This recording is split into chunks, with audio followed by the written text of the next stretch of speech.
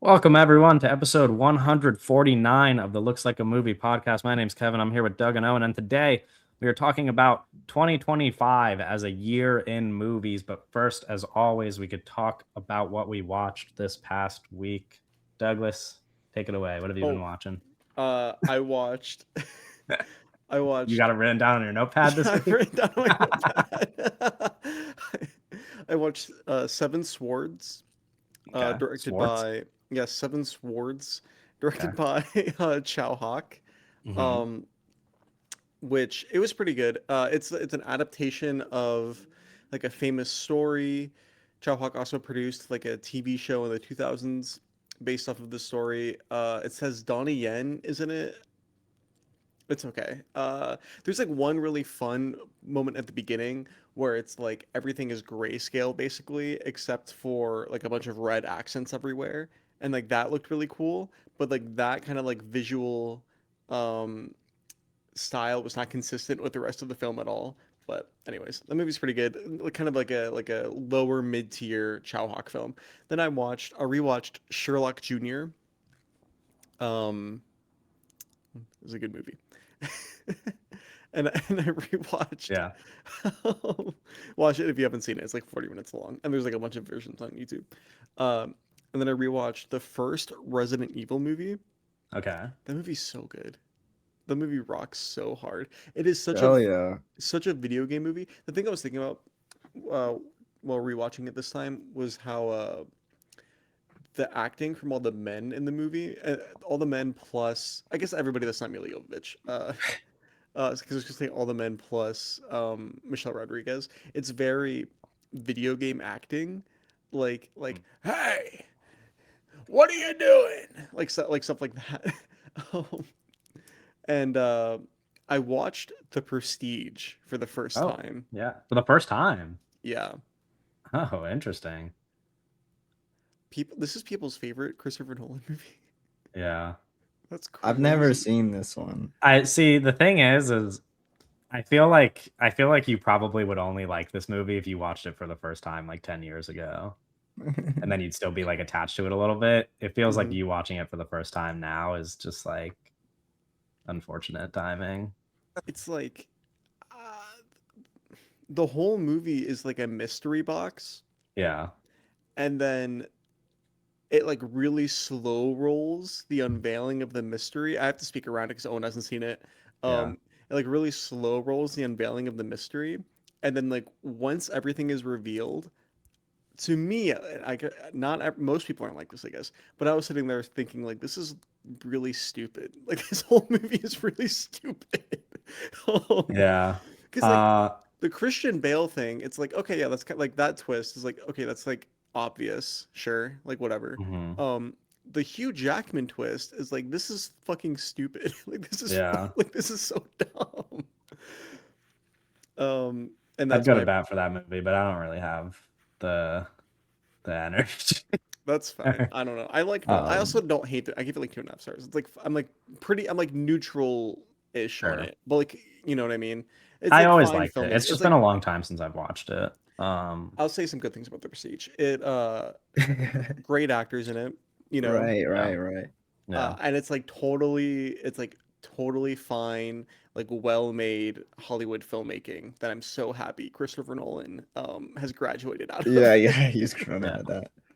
um, then I watched for the first time Bullet Ballet by I forgot his first name, but Tsukamoto. It's like one of the fucking greatest movies ever made. Straight up, just one of the greatest movies ever made. It's about this guy who's it takes place in Japan. It's about this guy whose girlfriend kills herself, and he like gets caught up in like this crime in like this gang, and he's like freaking out because she kills herself with a gun, right? And it's impossible to get a gun in Japan. So he's like, how the fuck did she get a gun? And a lot of the movie is like him trying to get a gun and having a really hard time with it. Uh, is really really good. Um, and then I watched It Was Just an Accident. Oh, hell yeah. You haven't seen this, right, Owen? No. Is really, really, really, really good. Really, really, really, really, really, really, really, really good. Really well Yeah. performed. incredible screenplay. Is it like based off of a story? Like it's like an It adaptation or it something, might like be. I loose don't know adaptation. if I know that for sure. Um, I had no idea what it was about before I watched it, and then as the fucking plot was on, like once we get into the second act, I was like so locked in. I was like, this is not what I was expecting at all. Because they do kind of a bait and switch with who the Yeah. protagonist of the movie is, Yes. and I was like, oh Yeah. shit. And then just one of the great endings of any movie Yeah. this year. Yeah. I mean, I Like think it is like the ending of the year, which is crazy because it's kind of a year of endings, but like really good endings. just But really, really, um, really unbelievable ending. And like yeah. in like an obvious way where you watch it, oh, you think about it, it's like, oh, that's like the only way it could have ended, you know? Yeah. Um, Yeah. then I watched The Mastermind, Oh hell Kelly yeah. Double Reichardt, hell yeah. and I gave it 4 stars. Uh-huh. Which would have given us a tie last week. But Yeah, to be fair, it's actually good that you didn't watch it because I don't have a protocol for if we tie. So I don't really know what we do because it's like, how do we pick the draft order if we tie? How do we like do anything if we tie? So it's probably good that you didn't watch it until the other night. uh, really excellent movie, incredible score. Like all of the stuff that Kelly Reichardt does really well is done really well. Like it's super well edited, incredible framing, incredible like color grading in the film, and Hmm. also like wonderful performances. Something that she does really well. Wonderful John Magaro performance. Yeah. Him Right. just Nobody playing nobody directs him quite like Kelly Riker. where he just plays the nicest guy in the entire world. Yeah. Um, really like that movie because it's. I've been thinking about the movie a lot actually, and this is the last time I'm going to talk about it today. Unfortunately, Yeah. spoilers, Okay. but Spoilers. Yeah. It's not the uh, last time it's gonna be talked about today. Yeah. Uh, that that the what's his name, Josh O'Connor character mm, is so interesting yeah. because JB Mooney. it's. I think that these uh these like smart dumb people I find very compelling Yeah. because I don't know about you guys, like I know so many smart dumb people, right? Yeah. And some of my like closest friends in my life have been smart dumb people. Uh like smart dumb people as in like, this uh he was he like a PhD student Yeah. at like art school, Yeah. and he just like fucked up his entire life by being an Right. idiot, uh Right. it's so interesting, and he's like so like calm and like level-headed. He never freaks out. It's so, I don't know, he's a really interesting character. Then I watched Dry Leaf.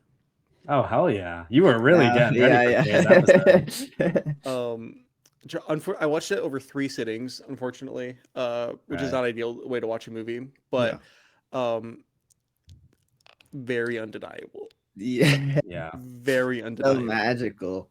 Yes. And then I watched The Sixth Robber, which and that's all I'll say about that movie currently. Okay. But that movie is very good. It's a Chinese action movie. Okay. Hell yeah. Owen, what did you watch this week? No Chinese action movies for me, man. Yeah, well. But I watched Seven Veils, which was Mhm. Oh yeah. it's a 2025 release technically. On Letterboxd it says 2023. This is the Adam Egoin movie with Amanda uh Seyfried.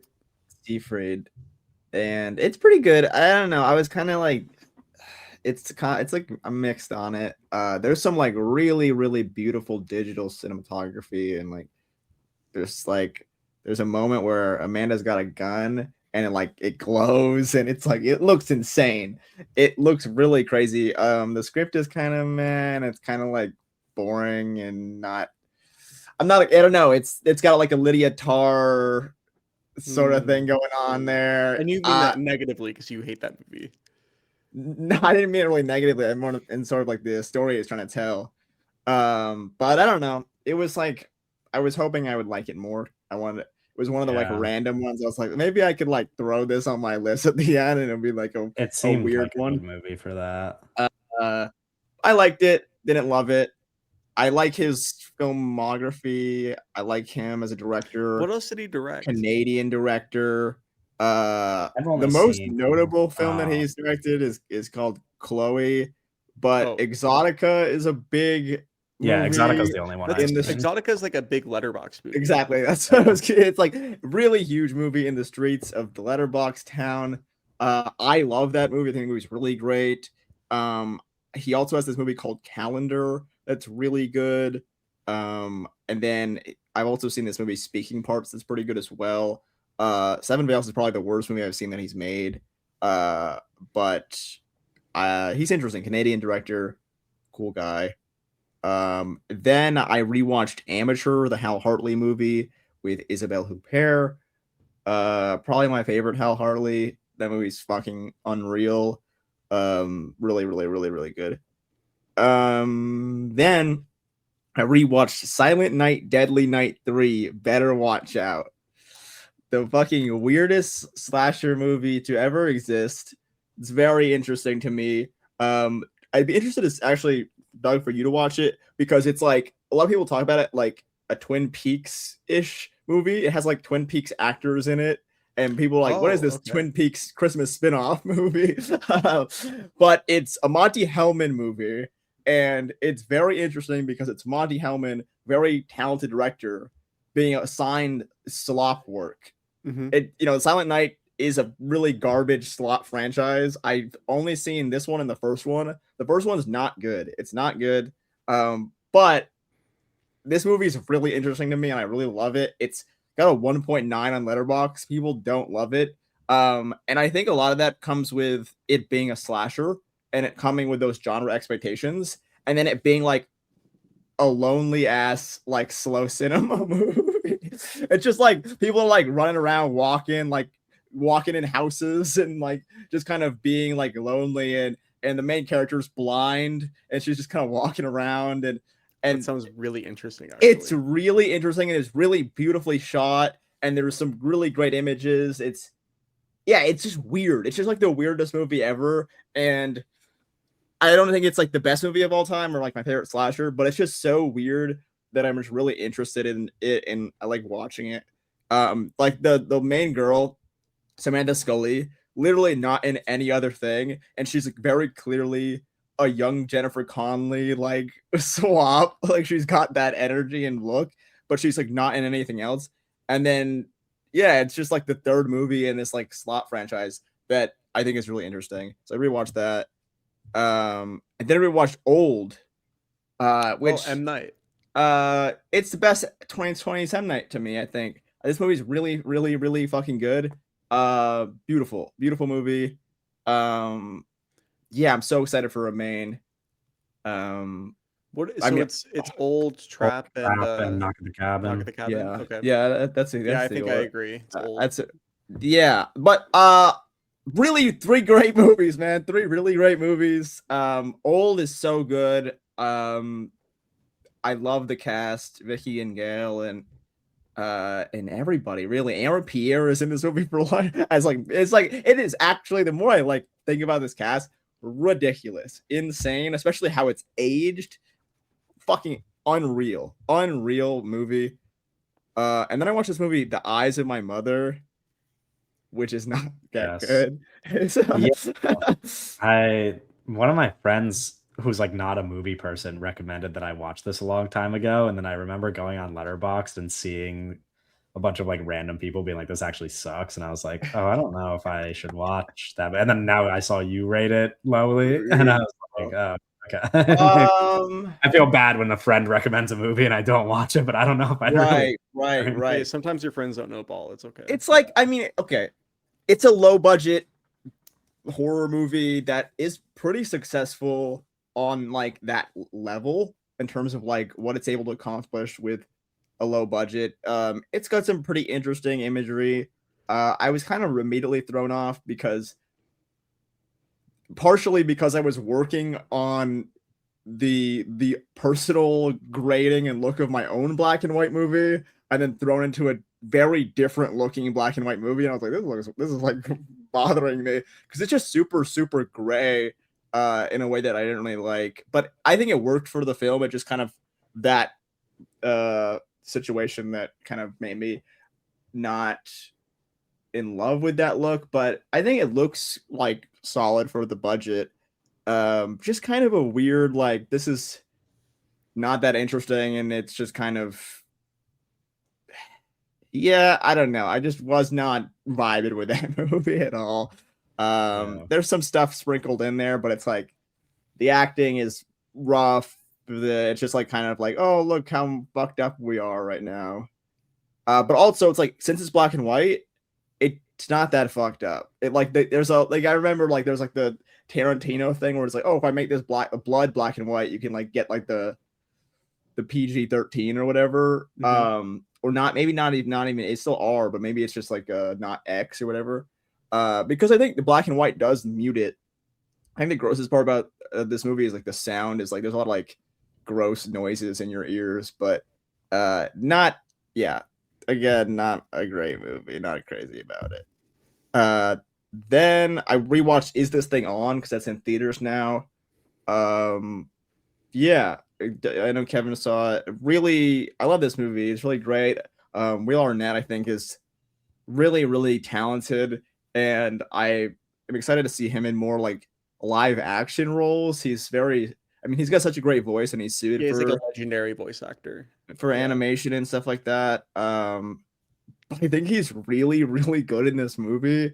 And I also think like having a really great voice is important for live action stuff too. Like, you're still talking and stuff like that. And I love when people have like great voices, and I think he's so good in this movie. I think Bradley Cooper is a terrific director. I think True. he's really good in this You got movie it. as well as an actor. It's a Balls. really interesting balls. It's a really interesting movie for him to approach. It's it's based off a real comedian's like story, I think and it's like a Will interesting. Arnett like script, and like it's just, I don't know. It's so interesting as like it He feels came off of very. What you just say? Maestro. He came off of Maestro with a script that was already written. Like they Yeah, handed him a script that was already written, and it's like it's yeah. I totally don't know. There's different from like something. a It's interesting when you talk about Maestro and people talk about like the ego of that campaign and how selfless this movie feels. As just like a true, like, I'm just gonna like do my part and like really to the service of the craft, and he's camera operating. um yeah, and it's kind of a movie about like needing finding your thing, really, and like what is your thing, and like how do you kind of exist. I don't know. There's a lot going on in that movie that's really beautiful. It's a lot of the movie is like, oh, this is kind of a bummer, and and then the movie like kind of like there's like a shift. And it's like, dang, like, you know what, everything's gonna be all right, man. Like, everything's gonna be okay. Uh, Awesome movie. Um, and then I watched Certain Women last night. Oh yeah. Kelly. Again. Yeah, this movie's fucking Laura Dern again. Uh, is This Thing On, and then Certain Women. But also Case 2, Michelle Williams, Lily Gladstone, kind of like undeniable goats, like freaking the greatest actresses of the past X amount of years. talk about certain women.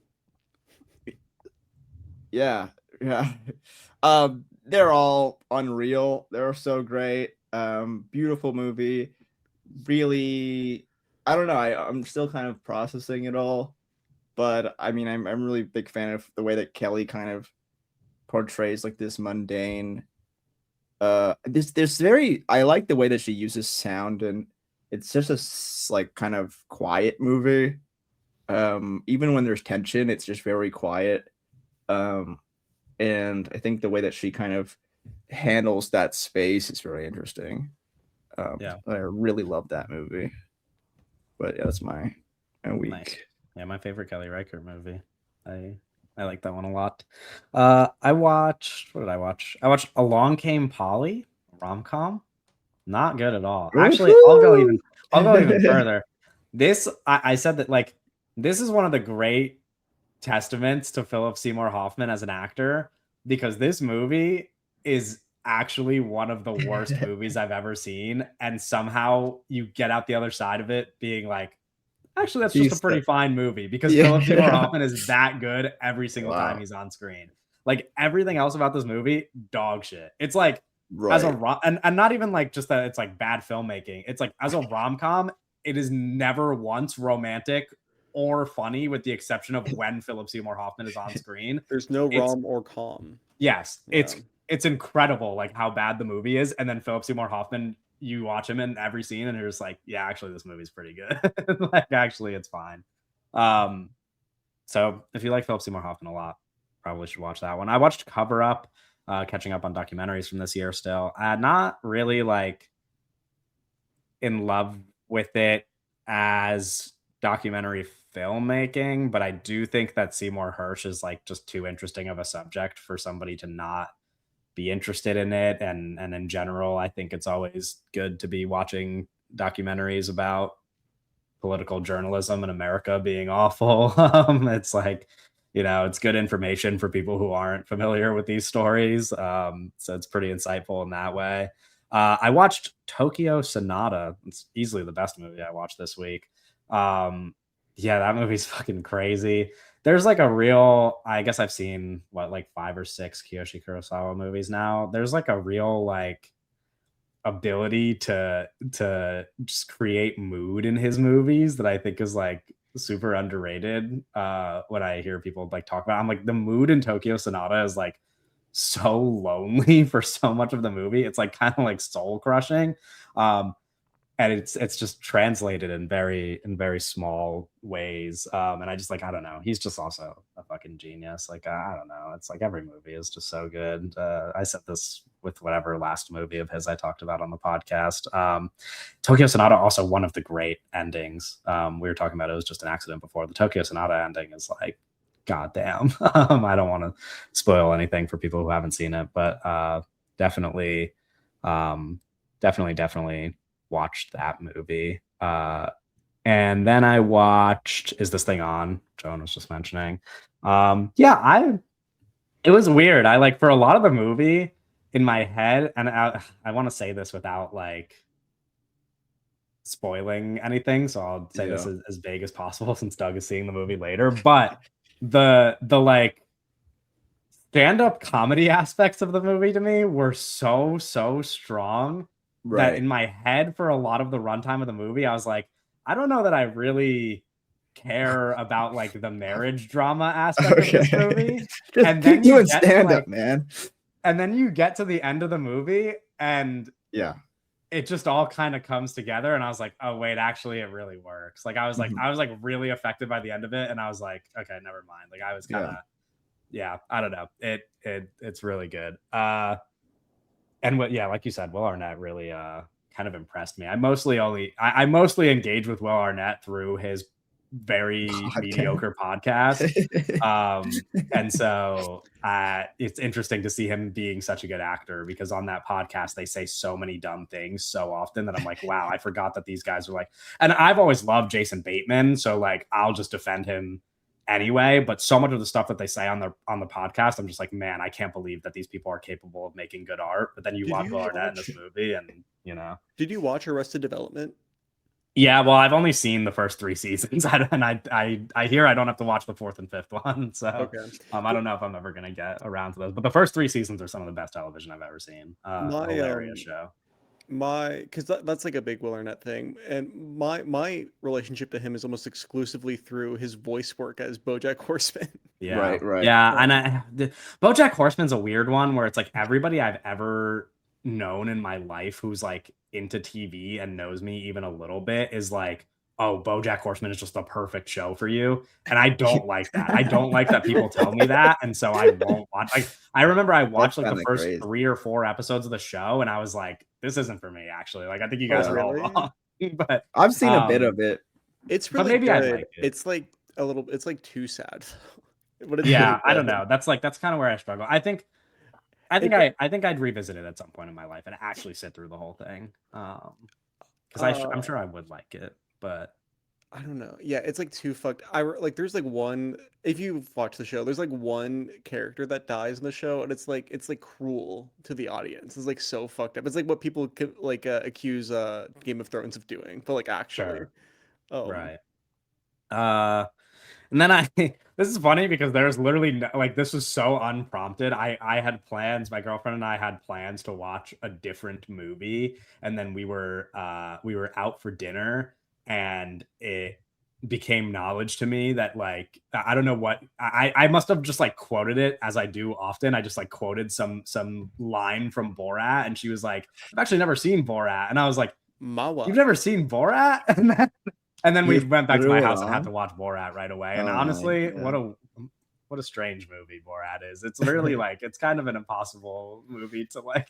It's just a crazy thing that exists. How has the Uh, racism been aging in that so one? badly, but it's like that's why the whole movie is like so strange because it's genuinely just like one of the funniest movies ever. It's also like such a weird fucking artifact. Like none of it makes sense for it to have existed then or now. Like And it's there's a just like sequel that came out recently. yeah, there is, which is it's worse than the first one, but Yes. it's still interesting. All of it is just interesting. I don't know. I watched a movie that we won't be talking about on the podcast, the Emily Henry adaptation, People We Meet on No. Vacation, which is a straight to streaming release. I've read this Emily Henry book, and the book is like cute and fine and not my favorite. Like The every movie, Emily Henry book. sure. I mean, I haven't read any of the other. I will say the other Emily Henry book that I started reading and have not finished is miles better than this book that was adapted. And that one that I started is also being adapted. I think it was being adapted into a TV show, and now they announced it's going to be a movie instead. I don't know what the Netflix plan is there. It feels like her books could actually do really well as TV shows, and you're seeing kind of like the heated rivalry boom right now. You know, like that's like a similar Okay. kind. You know what I mean? Like it's like that's a similar kind of like book being adapted to TV. Yeah, It the feels Emily like her Henry universe is shows. going to be the straight answer to Heated Rivalry. Sure, yeah, but you know what I mean? I'm like I feel like they should just kind of be TV shows, but interesting that they switched that one from a TV show to a movie. This one's a movie, and it is actually really cute and nice, and I liked it a lot. You know, over the New York Film Festival, I really became a big fan of Tom Blythe, Yeah, right. I'm starting to put a good amount of stock into that guy. And watching him in this movie He's and good in Emily it. Bader as well, both of them uh, have really good chemistry, and they're both kind of just knocking it out of the park. And Mhm. a lot of people will probably watch this movie and be like, "This is just another shitty rom com." It's kind of not. It's actually like I don't Another know. shit. That's a good title. I I Another think shitty rom That is not a good title. I just think it's not a good title. No, that's actually a terrible title. It's like epic movie. I just think Yeah, people that's look for the also a wrong bad title. things. I think people look for the wrong things a lot with like what they value in rom coms, and I'm like, this just kind of has it all. You know, it's cute, it's funny. The two lead actors have good chemistry. What more can you ask for? You know, I guess what more you could ask for is the other movie I watched last night, Splitsville. Mm. Also funny and romantic, except also pretty See, I good don't like that filmmaking. title. And yeah, I liked this movie a lot. This was like one where I was like, I need to. I don't know if it was gonna like show up on my list or anything for this year, but I was like, I really would like to watch this movie before I'm done watching movies from this year because I just heard so many people love it. And man, it is funny. Like it is like really like properly funny. And proper funny like physical comedy as well. It's not just like stupid fucking dick jokes. Although there is an incredible dick joke in the movie, like actually incredible dick joke. But there is an extended scene of the two main guys in this movie just getting in like a physical fight that lasts for like 10 minutes, and it's one of the funniest things in any movie all year. Like it's really good stuff. So that's Splitsville, and that's what I watched. We've got a lot to talk about for the year in movies, and for those who are unfamiliar, we've got 24-ish, I think, categories of questions to answer about the year. We'll save our 10 favorite movies of the year for the end, but let's talk about performances, and let's start with our 5 favorite lead performances. Oh How do you wow. guys want to? You guys want to do this like round robin style, or you want to just read Yeah. our list? I think we do round robin style, starting at 5, Can getting I to 1. ask a clarifying question first? Sure. How are we how are we defining lead performance? You already made your list. No, I know. I'm just before I say something wrong, I want to know. I don't know. I mean, if it's a lead to you, then it's a lead to you. I don't know. Okay, cool. I cool, just cool. that's I they're I, I leading. I was I There think all was- of mine are like number 1 on like the letterbox thing. That's kind of how I was vibing Yes, it. there It's was fine. one If there's performance that something I was egregious, confused about. we'll call it out. But Okay. it's probably fine. There's nothing egregious. There was one I just wanted performance to that I was clarify. confused about because he's technically not billed as the lead, but he just is the lead of the movie. Right. So Which is like also I don't know, but also category fraud is a thing. So like yeah, okay, so whatever. whatever. Put We'll have someone category. whoever. I got that. Not to spoil 2 categories coming up, but I had this problem more deciding between what performances counted as supporting performances and what performances counted as like Right. scene stealing minor performances. So I tried to make my scene stealers very small. Well, you put a performances. little like not third, fourth build. you know? Yes, but even then, there's like some people who are 5th build in movies and contending for Oscars. You know, Sure, So, sure. like not to like Yeah, spoil I kind of anything, went but really as an small example, on that. Delroy No. Lindo Oh, in okay. Sinners, I think is like the 6th build performance. Yeah, but he's So, like in every scene of Sinners. Yeah, yes, yeah. exactly. That's So different. it's That's tough. different. But anyway, we're gonna start with leads. Okay. I'll go first, I guess, number 5, and then we'll go to Doug. This is My number jolly. 5 is great. Jesse Buckley in Hamnet. Oh wait, that's my number 5. Nice. Okay. Oh yeah. Let's that talk was- about it. Jesse that's not Buckley and my number. Hamlet. Jesse Buckley in Hamnet. Yeah, she's really good. No, she's really good. Jesse Buckley has such a specific screen presence, just like Yes. in her energy. She's such a incredible performer. Um, by her like specificity, I really fell in love with her as an actress. Like when I like many years ago when I saw what's that movie called? The The I'm end thinking of of ending things. yeah, I'm thinking of anything. Shout out to Kaufman. Where like she just has like this really specific, not like uneasy or off-putting, but it's just like kind of like weird girl energy, I guess. And that's really, for lack of a better word, right? And that's really captured here. And she's just like doing really big, throw it all out there, get super vulnerable acting in this movie. Yeah.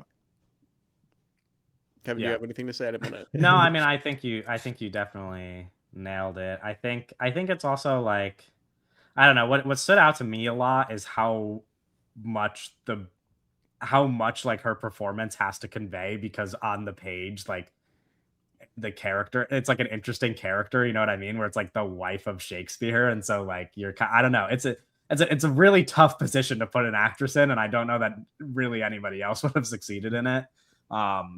Yeah, I just think it's one of the most impressive performances of the year. Oh, and what's your number 5? It's not Jesse Buckley and Hamnet, is it? No. My number 5 is Emma Stone in Begonia. Yeah. Oh Okay. wow. Okay. Interesting. This is like just off my list.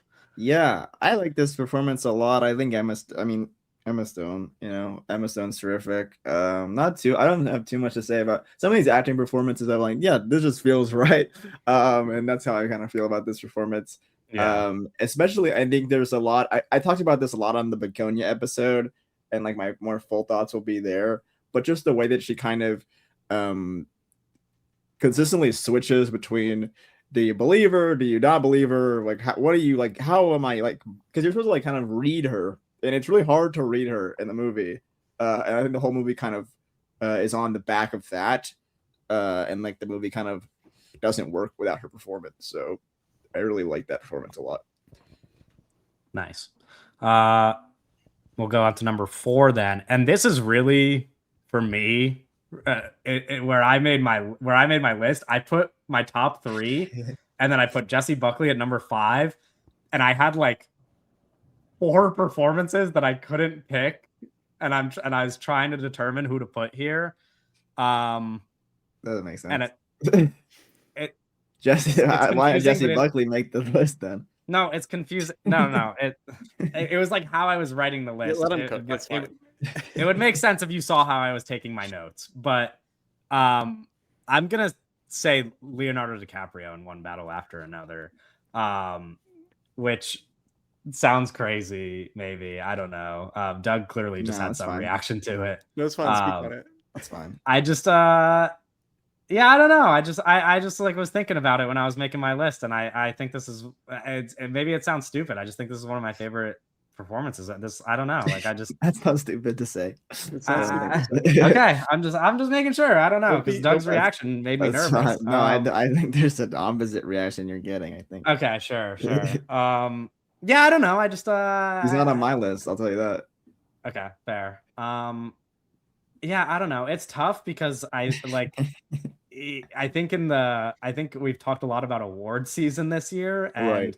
most people kind of would think of Leo as like a boring winner out of all the potential No, nominees. that's not true. And I think that he really like hasn't done something like this in his career. He's Like, really it's funny. He's really funny in this he's movie. both like funny and vulnerable in a way that he Yep. just doesn't normally do at all. And I just found that really interesting as like an actor who, despite how great I've thought he was his entire career, is not like has not ever been like one of my favorite actors, you know? So like Yeah. for me to like him as much as I did in this movie, I thought was just too meaningful to leave him off my list. So that's my number 4. Doug, who's your number 4? My Oh, number God. 4 is Jesse Plemons in Okay. Begonia. I Okay. thought you were yeah. gonna say Leonardo DiCaprio in One Battle After Another. Not yet. Um, Oh, nice, okay. nice. Begonia representation here. Yeah, Begonia representation. Yeah, he's Jesse really Plemons, good too. also in I'm thinking of ending things. Really like I mean, Jesse Plemons is so good. It's weird. I kind of vibrate between thinking that, is he the most underrated actor in Hollywood for like how people like talk about him? Because like he's just so incredible. I don't think he is probably, but like Yeah. he's just so I think it's his incredible. He's love. like so amazing. And in Yeah. this, it's crazy because he's tapping into something so specific. He's playing like super against type, I think. Yeah. Because he like lost all that. Well, like, I mean, compare this performance to how he was just a couple years ago in the Martin Scorsese movie. Right? Like as a literally a different human being. He's playing a younger guy that's like super fucked up, carrying all this trauma, and he's doing it so well, and it's so specific, and it's so intense. He's so intense in this movie. It's crazy. So yeah, I really, really like Plemons and Begonia. Hell yeah. Owen, what's Okay, your so number this is 4? where Jesse Buckley is gonna be for me. Okay. I kind of agree with all what you guys said, so don't have too much to add on that, but I really like that performance a lot. Yeah. Nice. I didn't know if that was going to be on your list. Interesting. My number 3 is Renata Reinsva and Sentimental Value. This is a tough one because it was hard to rank a lead performance in this movie when I kind of love every single person in the movie equally. And so it's kind of hard to like stack it up knowing that like it's just a movie with like perfect acting across the board. But yeah, I've always been a fan of hers, and I've liked her and everything, and I think that this is her best work. It helps when you see how often this movie is going to pop up in every other category for me Yes, to maybe put this answer in perspective. But yeah, I think it's a terrific performance. And speaking of awards, it's kind of like Doug and I off pod were talking about some of like picking people who are like fighting for awards, and it's interesting that the battle all year has been between Renata Reinsva and Jesse Buckley, because I think when we recorded the Sentimental Value pod, or maybe even a couple weeks before it, I was like, I think I might say Renata Reinsva was a little bit better than Jesse Buckley, and I felt crazy saying it in the moment, and then I rewatched the movie and I was like, okay, yeah, I mean, she is just that good. Doug, what's your number 3? My list is so silly. Robert Pattinson in Mickey 17. I don't think He that's a silly played pick. he played a bunch of guys actually, not Yeah, even he 2 guys, played, like 18 guys. Yeah, he played 18 guys. Yeah. A really I felt so Mickey 17 on this list, especially like here so high. I felt kind of dumb. Like I felt like a dumb person making the list, and I'm like, I'm losing all credibility here. But I was thinking about it, and it's like it is like my favorite thing, Yeah, and I really like his he's performance a good. lot. I like him in that It's movie. the physical comedy aspect that he like really leans into super successfully. I think really works on me, and I love his silly voice, and I love Mhm. like the vulnerability he's playing as like kind of like this like he's doing like this like self-loathing loser thing that's like super vulnerable and antisocial, Mhm. right? And then also like opening up to these other characters, and he's also doing like the other character he's playing that's like super angry and like hates him, and he has to play Mhm. him reacting to him hating himself. It's like a very like he's playing like so many different spectrums of emotions at the same time on screen as different characters. It's really really interesting. It's also just so funny, Yeah, like Yeah. so the funny. physical comedy. So yeah, I'm gonna do Robert Pattinson, Mickey 17. Yeah, that's definitely one that I felt bad leaving off my list, but I don't think it's a like crazy thing for you to pick. It's not too far off my list. Oh, and what's your next pick? You know, Timothy Chalamet and Marty Supreme at Boom. third. It's tough not to put this. The two and three for me are kind of flipping. I don't know. I almost went the other way, almost zagged, but I'm gonna keep him here at three. Just a lot of good performances. Uh, yeah, I don't know. It's really, really great performance. I've seen it like three times. I think there's just so many like in the movie in total, but especially with him, just all time line readings. Just really, really funny. Talk a lot about funny in this, but there's just some really great comedic performances this year. Um, I think he does a lot, kind of putting the movie on his back. I don't know if it's my favorite of his. It's tough. I mean, Call Me by Your Name is just so great. But it's Yeah. up there for sure. It's up there It's for sure. definitely it's his biggest for sure. Yeah. Yeah, yeah, and I think it plays to a lot of his strengths. I mean, I've been excited for this movie for a while, just because I knew it was going to. I think it's just naturally comedic, and the kind of the drive and all that that's kind of been put with the campaign and stuff like that. There's just a really great kind of honing in on what he's good at. Uh, so yeah, that's gonna be my third. Did Nice. either of you watch the Directors on Directors No. with No, Benny Safdie Josh and or Benny. Sorry. no, it is No, it Josh. is Yeah, Josh. right, Yeah, sorry, you Josh. said Benny, and now you confused me. Yeah, Yeah, Josh and no, Chloe sorry, Zhao. sorry, sorry. Yeah. Yeah, yeah, Josh Safdie and Chloe Zhao. He describes this moment like during the hustling scene with Timothy Chalamet and Tyler the Creator, where Yeah, he's like they're great doing all scene. these takes, and every time they do a take, he's like telling everybody to like push like go a little bit crazier, right? And Yeah. so it's like all the extras are like yelling at Timmy, and Timmy's like improvising lines back to them, like reacting to them, and Tyler like pushes him, like, and like he like pushes his face and pushes his Yeah, yeah, glasses yeah. up really hard.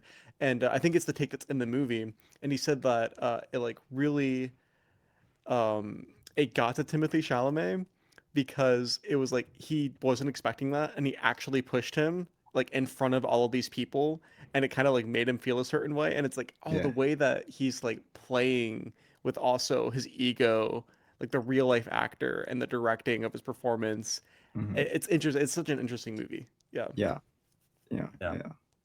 Yeah. Um, On to number two. This is the first place of many places that I cheated on my list. I've got Josh O'Connor in Wake Up Dead Man and The Mastermind. Okay. Just the double Josh O'Connor performances because I What the couldn't fuck? pick one.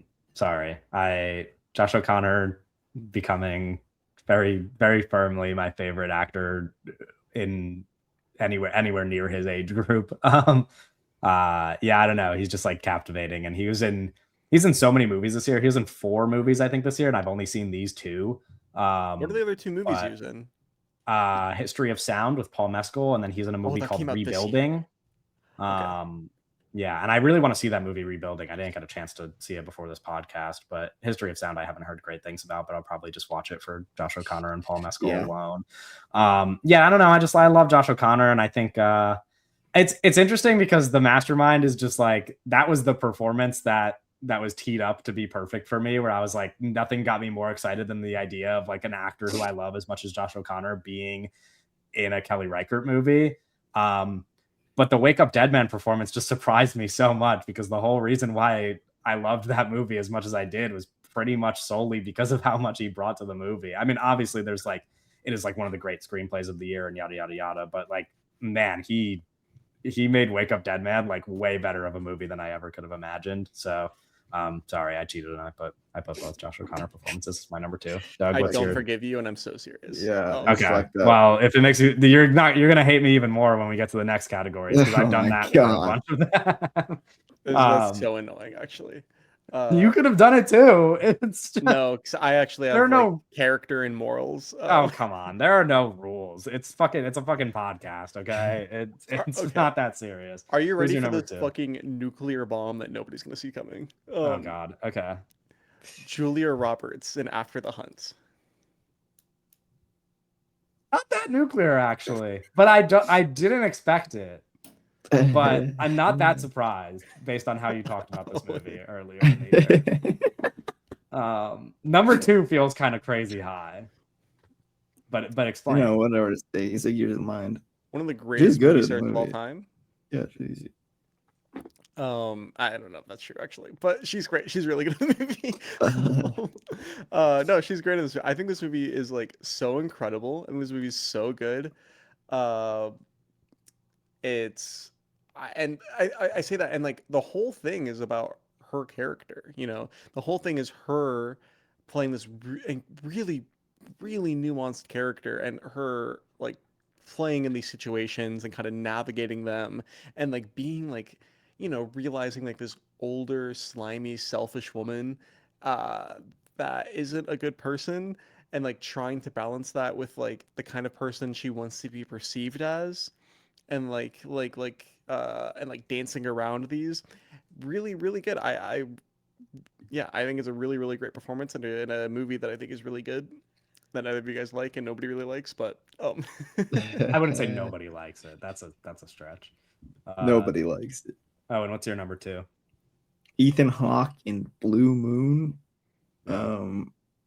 Yeah, really interesting year for Linklater. Ethan Hawke's just kind of been on a roll forever, just kind of never stopped.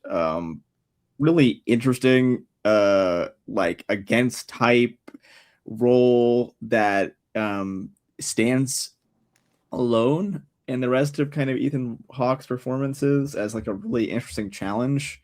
And it's just so alive and like kind of, yeah, I mean, it's the whole movie. It's the movie. It's like this really great screenplay, and they're in the bar the whole time, and Ethan Hawke is just performing, and it's just really a joy to watch. The way that he kind of bounces off people. Yeah, I really like the way that he kind of there's the character, and then there's the Ethan Hawkeisms of it, and he kind of goes in and out of it, and it's just kind of really magical. And that watching that at New York and was really great. Super excited for the next Ethan Hawke Linklater, but they kind of have that really strong chemistry of working together for so long, and it really pays off here. Nice. Onto our number 1 picks. Number 1 favorite lead performance of the year. I don't think mine is any surprise because I must have said it like 10 times on the podcast already. Wagner Moura in The Secret Agent is my number 1.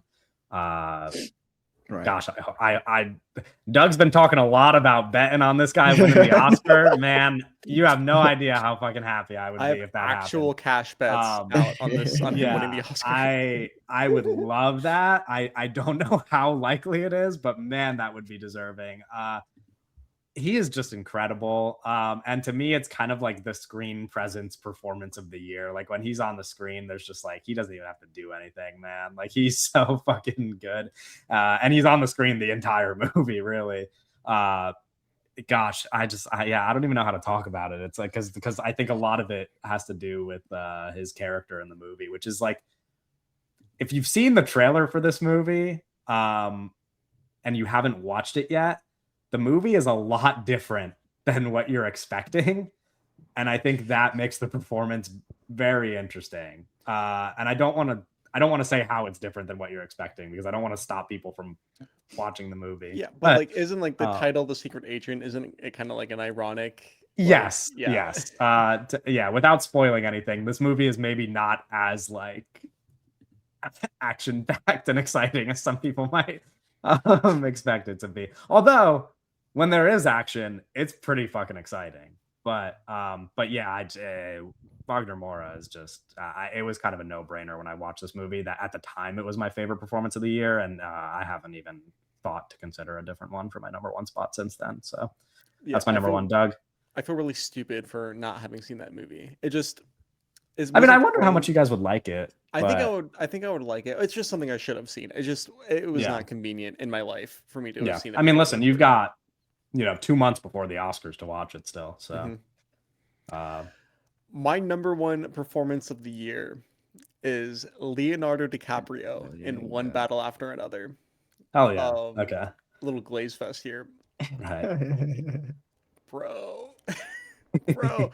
So, I mean, fuck, dude. It's so specific, so different, so it gets type, so big, so funny, like all the whole time, like everything he does is just so like God, it's filled with charisma and comedy, and like he is this character while also doing this big broad movie star performance. It is so like nobody else in the world could have done this as successfully, as perfectly in this movie as he did. It's unbelievable to me. I think it's really incredible. Yeah, I mean, and also iconic, instantly iconic. I think no Right. other performance in any movie this year has been as instantly iconic as this movie. You know what I mean? Because Yeah, I think that's fair. there's so many moments that he just does that and it's his performance, right? That is the iconic part of him doing like she's like, um, oh, like, what do you mean, like driving drunk or whatever? And he does the like Yeah. little hand symbol, or him yelling on the phone, being like, like Yeah. all of that stuff. It's so or him doing the speaking Spanish, like he's Right. driving the I car and he's love like that just part speaking so Spanish. much. Like all of it is like it's unbelievable. It's Yeah. unbelievable. Yeah, Yeah, it's funny. incredible. The only argument you could have against what you just said is maybe a different performance in the same movie for Yeah, instantly exactly. iconic, Yeah, exactly. So that's says a lot about that one. Owen, what's your number one of the year? My number one of the year, my Oh boy. favorite, Leading was it performance. favorite leading performance? Yeah. Is Renato Reinsva in Sentimental Value.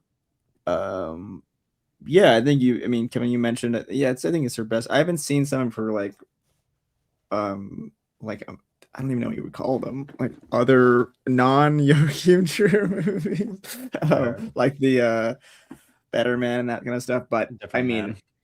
mean, Better man is the monkey movie. Wait, imagine her as a monkey though.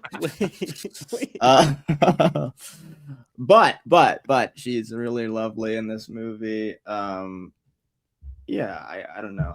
I think it was pretty easy to me for me to put her here. Just a really great performance. Um, yeah, I don't have too much to say, but Right. big Is fan. there for either of you, is there a performance that like you were really struggling to leave off your list, or was this just your five? I think I contemplated some Avatar performances. Sure. Yes, I was thinking about Sam Uh, Worthington a little bit. Um, yeah, I was also thinking about Benicio del Toro a little And bit as lead? well. The Phoenician Scheme. Oh, sure. Okay, yes. Duh. yeah. Yeah. No, you're right. That movie will show up somewhere else on mine, but yeah. Um, good And shout. Yeah. maybe Eva Victor and Sorry Baby. Right. I Yeah, thought that was about. There's a couple definitely on ones. my I don't list. know. I felt pretty. This one it was probably easier than supporting for me, Yeah. but because Um, there's more there. But let's move on to supporting then. Let's do our top fives same way. Uh, Doug, you want to kick it off this time? You Oh, go your number five. sure. We'll kind of do a rotation. A rotating rotation. Yeah, so my number five on my list of supporting actors is Una Chaplin in Avatar: Fire and Oh, Ash. hell yeah. Okay. Uh, interesting. I think that James Cameron has been doing all of James Cameron's campaigning this year for Avatar Fire and Ash has been him being like, these are really good actors. The actors are doing really good acting, really real acting. And I think it's at the behest of Zoe Saldana wanting more credit for, you know what I mean? For the work that she's doing. And I think Una Chaplin is doing some really crazy acting. There's a lot of talk about like the hip movement where she like Yeah. studied like Zoe Saldana how Natiri walks, and she like Natiri walks with like this higher center of gravity, and Una Chaplin like brought it lower, so now she like walks with her hips and is like doing like this I don't know, it's crazy, just an insane mocap performance. Right. Yeah, I'm assuming Una Chaplin's not on either of your guys' lists.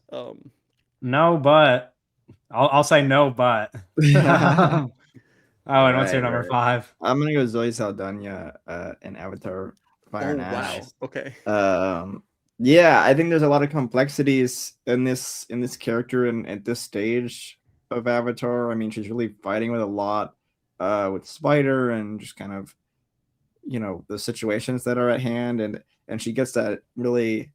I mean, she's hurt for a part of the movie, then she has to come back, and I don't know. She's a really interesting kind of arc and path in this film, and she's always been so terrific in these Hmm. movies. You could really argue her as like the lead of the franchise in many ways, Yeah, alongside makes like it's a sense. co-leads really with her and Sam Worthington. They're just really incredible, like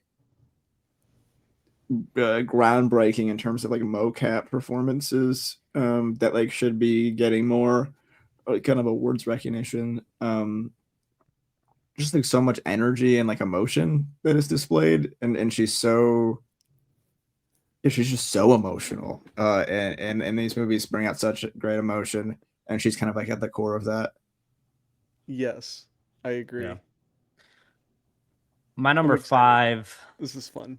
is my number five is Mariam Afshari, and it was just an accident. She plays Oh, the wedding photographer, and it was just an accident who joins them on their journey. she has a really big moment towards the end of the movie. Yeah, it's Yeah. it's pretty incredible, and I've thought about it a lot. And it's one of those performances that is like, again, I keep bringing up award season, but it's one of those things that's like very indicative of like how awards bodies like really love to start recognizing international films without ever considering their actors. Right. I just I it's just kind of shocking to see her not even in the vicinity of awards consideration um for a performance this good. I don't know. It's just a little bit crazy. And it's like that could only happen because this is an Iranian movie and not an American one. Because she is just, I think, one of the great supporting. I mean, she like, by the end of the movie becomes like the most vital character, really. She's incredible. So that's my number five. Doug, who's your number four? Um, Stephen Lang in Avatar: Oh. Fire and Okay. Ash. Oh, Getting a little crazy. uh, yeah, Stephen Lang, so funny, so charismatic. Um, God, he's so charismatic. He has just like such an incredible voice.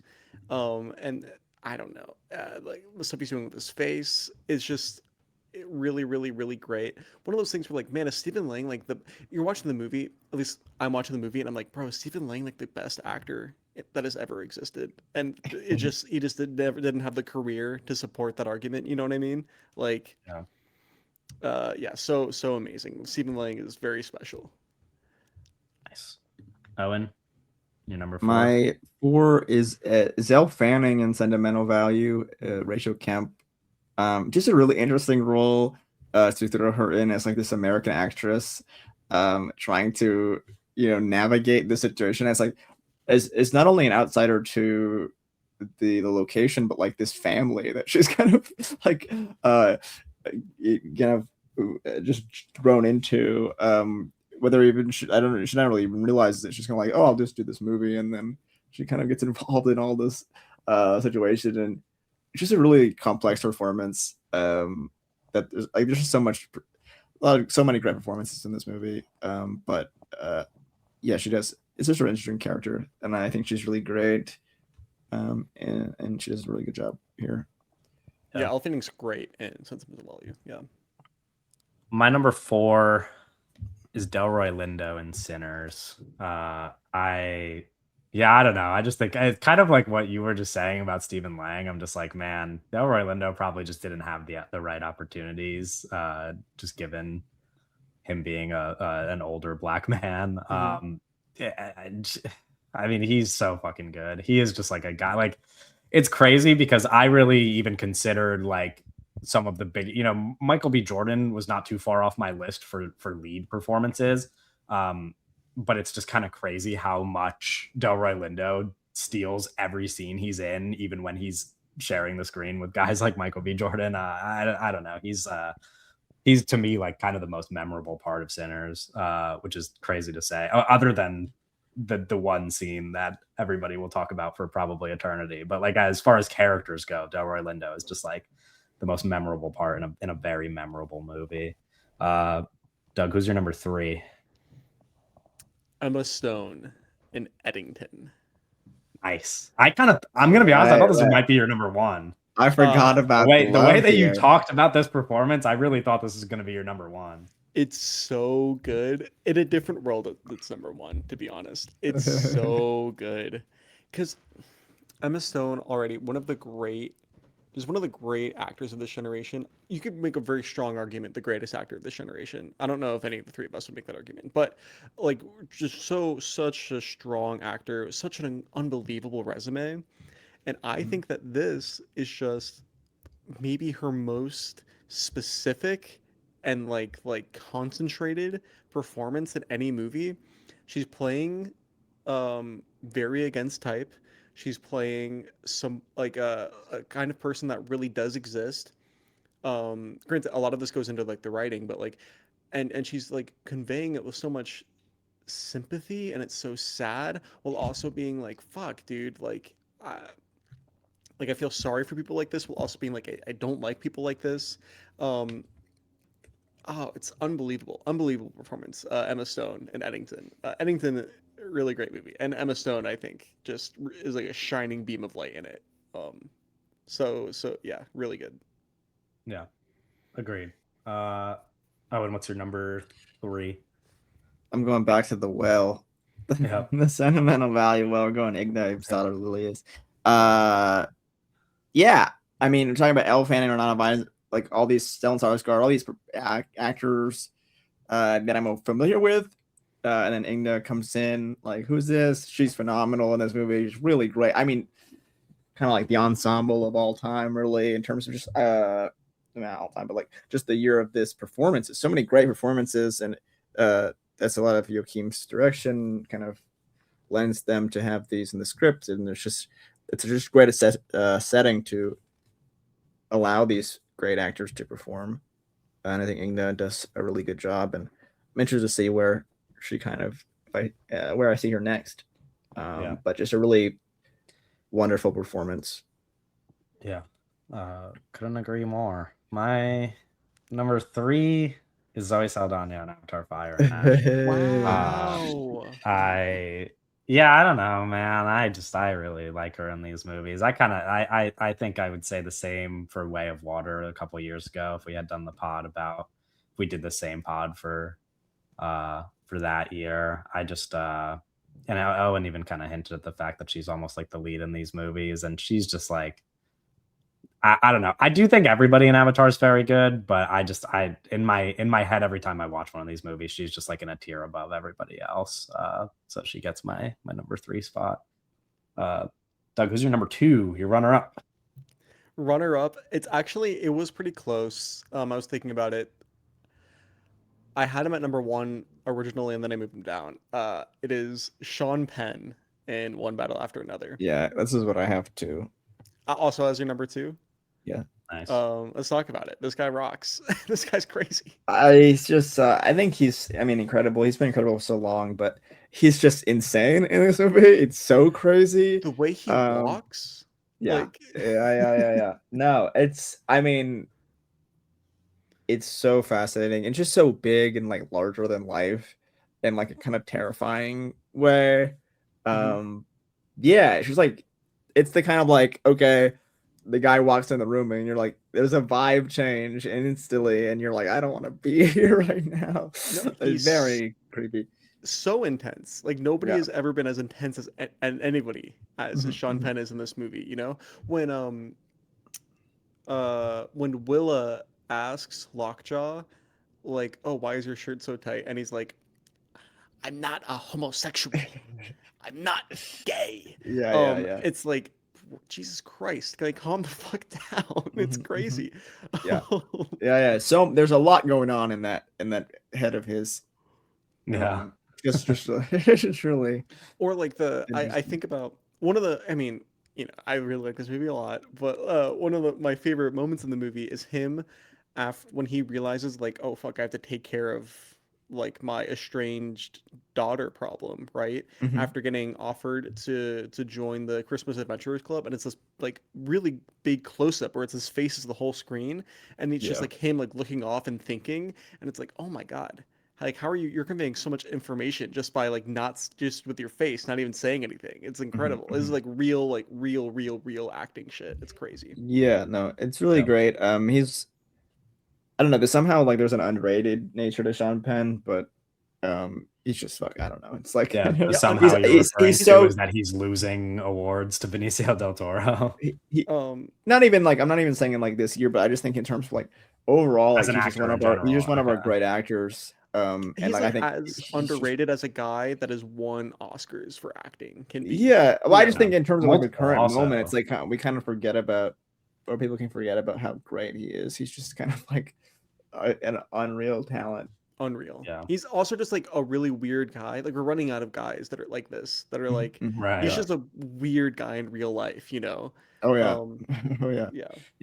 Yeah. My number two pick is maybe an actor with a similarly great reputation in a very different movie and a very different character. I've got Ray Fiennes in 28 Years Later as my number Great two. pick. Great pick. I don't know. This just kind of I was not to spoil what's ahead, but I was just kind of shocked at how much I wanted to include 28 Years Later in every Mhm. category. I really like can't believe that this movie is like what it is. And so much of that rests on the fact that Ray Fiennes shows up for 30 minutes and just fucking crushes it. The Just most like tender nothing person you've that has ever ever seen. existed. Yeah. He's just incredible, man. And I really do like, I don't know, when I think about like the greatest actors who I've ever seen act, like Ray Fiennes is on the fucking short list, man. Like he's so fucking good. So that's my number two. Doug, what's your number one favorite supporting performance of the year? Diane Kruger from The Oh, this is my Shroud. number six. This is just off Oh, my list. interesting. This shit is unbelievable because she's playing three characters and you could watch the movie and not even realize that she's playing three characters. And that is like, that's crazy acting shit, dude. Yeah. Um, Oh, it's so, oh my God, it's so crazy. My thing is, I don't want to get too into playing multiple characters thing is really impressive. It is impressive, but like she's playing three characters that are actually different characters, that are actually like completely different characters, and they're all like super specific in their own ways while still sharing the similarities that they need to share to have like the thematic potence of the film by having them be played by all the same actress. um is unbelievable because like she's the whole movie basically, like not literally, but like she like so much of that movie is just like on her needing to do like a really great performance in all of these different roles. It's unbelievable. Diane Kruger in The Shrouds is my Yeah. favorite supporting performance of the year. Oh, and is your number one? Your number one's going to be a lead actor, I can tell you Gwyneth that. Paltrow, Oh, okay. Marty Supreme, Wait, really? Wow. is gonna be my uh I think that's a great supporting pick. actor. That's crazy. Yeah, Okay. I really love this performance a lot. I just love those scenes with her and Timothy Chalamet. I think that's like the heart of the movie for me. It's like, Yeah. and not even maybe the heart of the movie, like in terms of like a thematic sense, but it's like the stuff that I'm maybe more interested in. I don't know. I think it's such a wow. She's got it kind of performance. Like dang, she's really incredible, and I want to see more of her. Yeah, just maybe there's a little bit of like a surprise element to the performance that I just like came away with being really impressed. But yeah, this is definitely up there for me, and I feel like it's kind of my favorite. Yeah, it's my favorite of the year. Favorite supporting actress performance of the year. That's Actor great. in general. In the directors on directors, Josh talked about that performance a little bit too, where he said that he like she's like a movie star, and so she has to bring everything that she is into this role of her playing a movie star, right? Right. And he's kind of like bringing her out of semi-retirement to do this movie. And Hmm. he says the first scene that they shot with her on set was her on the stage. Okay. Um, yeah, and Yeah. it's really it's a really Yeah, good I scene. just like the frustrations there, and the kind of, I mean, she's just kind of appearing. We're seeing her at this specific period of her life, and the way that she's kind of navigating um retirement as an actress as well, like Right. being at that age, and like uh what does it feel like to be an older actress, kind of navigating her wants and her needs, and you know how she kind of exists in relation to uh Kevin O'Leary's character. um Right. but yeah, I don't know, I really love her in the movie a lot. Yeah. Uh, to appease Doug and Owen and listeners of the podcast, I will not cheat for my number one answer. Okay, I will make a decision thank and say that God. my number one favorite supporting performance of the year is Inga Ibsdottir Lilius in Sentimental Value. Although originally my cheat was to just include all of the supporting performances in the Sentimental Value. Yeah, So that's not. There's a different uh, category for that. sure, but two and three hypothetically could have been Stellan Skarsgård and Elle Fanning on my list. Right. It's really hard for me to choose which one of those people I like the most. But I think Inga's character maybe is just the difference maker for me. This is like a movie that I love so much because it feels so personal to me, and like the ways that it resonates personally just make Inga's performance kind of the most vital one in the movie to me. Yeah. So yeah, and also I don't know. I just don't know that she gets enough credit in a cast where No, she is like the unknown in the mix out of the I think four that's why, but performers. And I think she deserves that credit. So she's my number one supporting performance of the year. We're gonna move on to our top three, what we're calling scene stealers or minor performances. No idea exactly a definition of this, but if you're listening, you can imagine it's not a supporting performance. It's somebody who shows up for a scene, maybe a few scenes, isn't even in contention as a true supporting performance. Might have cheated Or a little maybe bit. it We'll is. see. Who We'll fucking see. cares? Yeah. Uh, I tried to keep mine limited, but my oh, actually, you know what? Owen, we'll keep rotating. What's your number three for this? Noah Jupe in Hamnet. Oh Uh, wow! Holy I shit! think when he is performing and he's on the stage and Jesse Buckley's there, it's just such a powerful scene and such an essential scene Yeah. to the movie. Like if you fuck that up, the movie kind of falls flat. He does such a good job, and as someone not too familiar with him and his work, came away, being pretty impressed by that performance. Nice. Yeah. Great, excellent answer. Actually, I wasn't expecting that. No comment on that answer. My number three is John Right. Carroll Lynch in Sorry Baby, who shows up for one scene in Sorry Baby Yep. and fucking steals the show. Just like the most emotional scene in the movie. And like so much of what you get out of the movie, it could be conveyed in that one moment, and they just got the perfect guy to fucking do it. I just think John Carroll Lynch is an awesome, actor who a lot of people wouldn't even know by name. But when he shows up and stuff, he's just like by terrific. face. And Sorry Baby is like a real great example of that. Doug, who's your number three?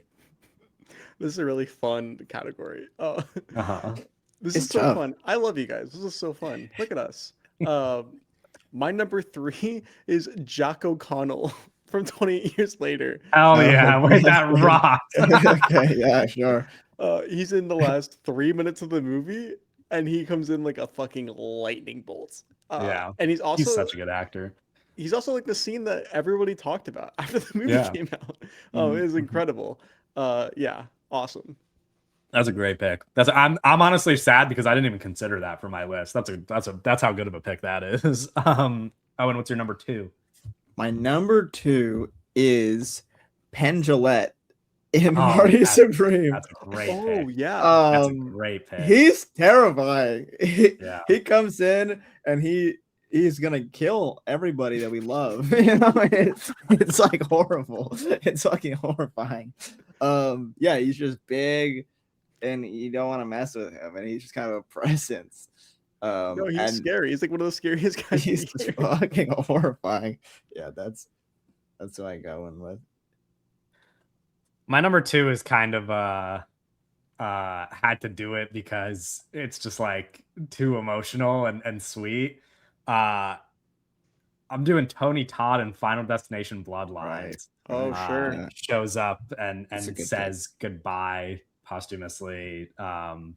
And I just fucking like started sobbing in the theater, man. It just like it really got to me. And when you talk about the great performances of the year, you can't really put it in that category, but this is like the Sure. perfect place to mention something like that, man, because he just shows up and it meant something to me. So Yeah. Tony Todd No, and Final that's Destination Bloodlines is my number two. an excellent pick. Thank you. What's your Uh, number two, Doug? Tremel Tillman from In Mission Mission Impossible: Impossible? The Oh, Final that's Reckoning. awesome. That's awesome. I also didn't think about that. That's so good. Yeah.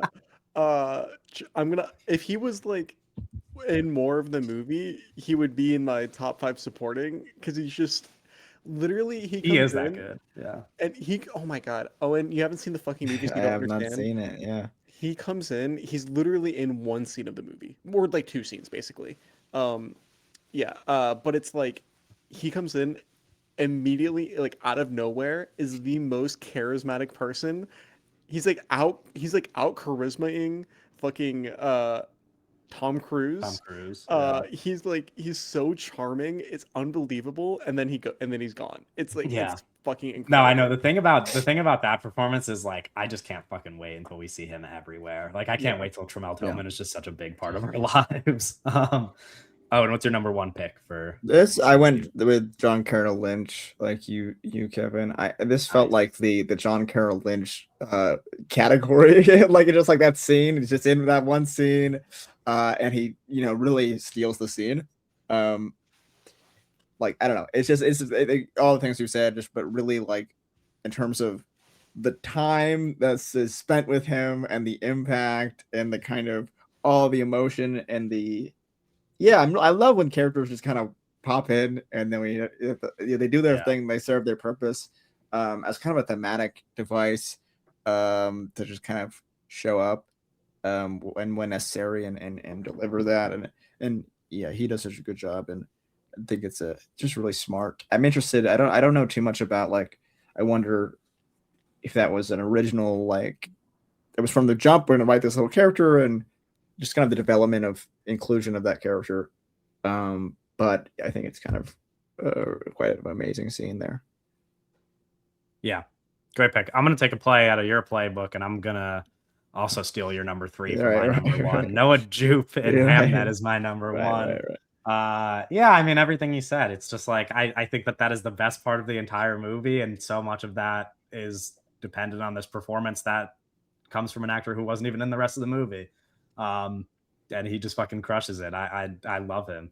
Like he's so good. I really want to see what happens with Noah Jupe from here because before it was kind of like he's one of those child actors who a lot of people talk about as a great child actor, but they're saying that based on a whole lot of nothing, to be honest. Not to like be Mhm. mean, but it's a lot of these movies they refer to are just like him not actually doing anything all that special. In this movie, he's really doing something very special. I mean, he's like Um, the entire climax of the film is like yeah, fucking put on his shoulders, basically.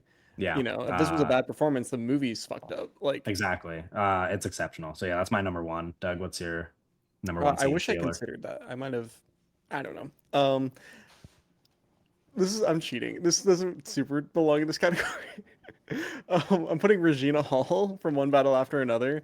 Yeah, that's She's in kind of fair. a lot of the movie, but she's like not. She's also like not in any of the movie. She has like Yeah, not a lot of lines. And here's the thing, she's in a lot of scenes, but like she has like no lines in most of the scenes. Most of the scenes is just like shots of her, like looking, just her face. But her face Yeah. brings so much energy. So that's my number one. I don't know how you guys. I don't know. Maybe I'm No, cheating. it's tough because I really wanted to. That was one of those performances where I couldn't squeeze it into either category. Where it was like I almost really wanted to put her in my top 5 for supporting, but I Mhm. couldn't justify it. And then I was like, I don't know if it's quite a scene stealer because Right. she's literally like not too far out of the supporting actress race herself. So it's tough. Yeah. A random like shout that when I was putting my list together was just like every single person who shows up in the Phoenician scheme for one scene, just like all of the random little Yeah. giant cameos in that movie. Let's move on to ensemble casts and do a similar 3-2-1. I'll go with my number 3, Sinners.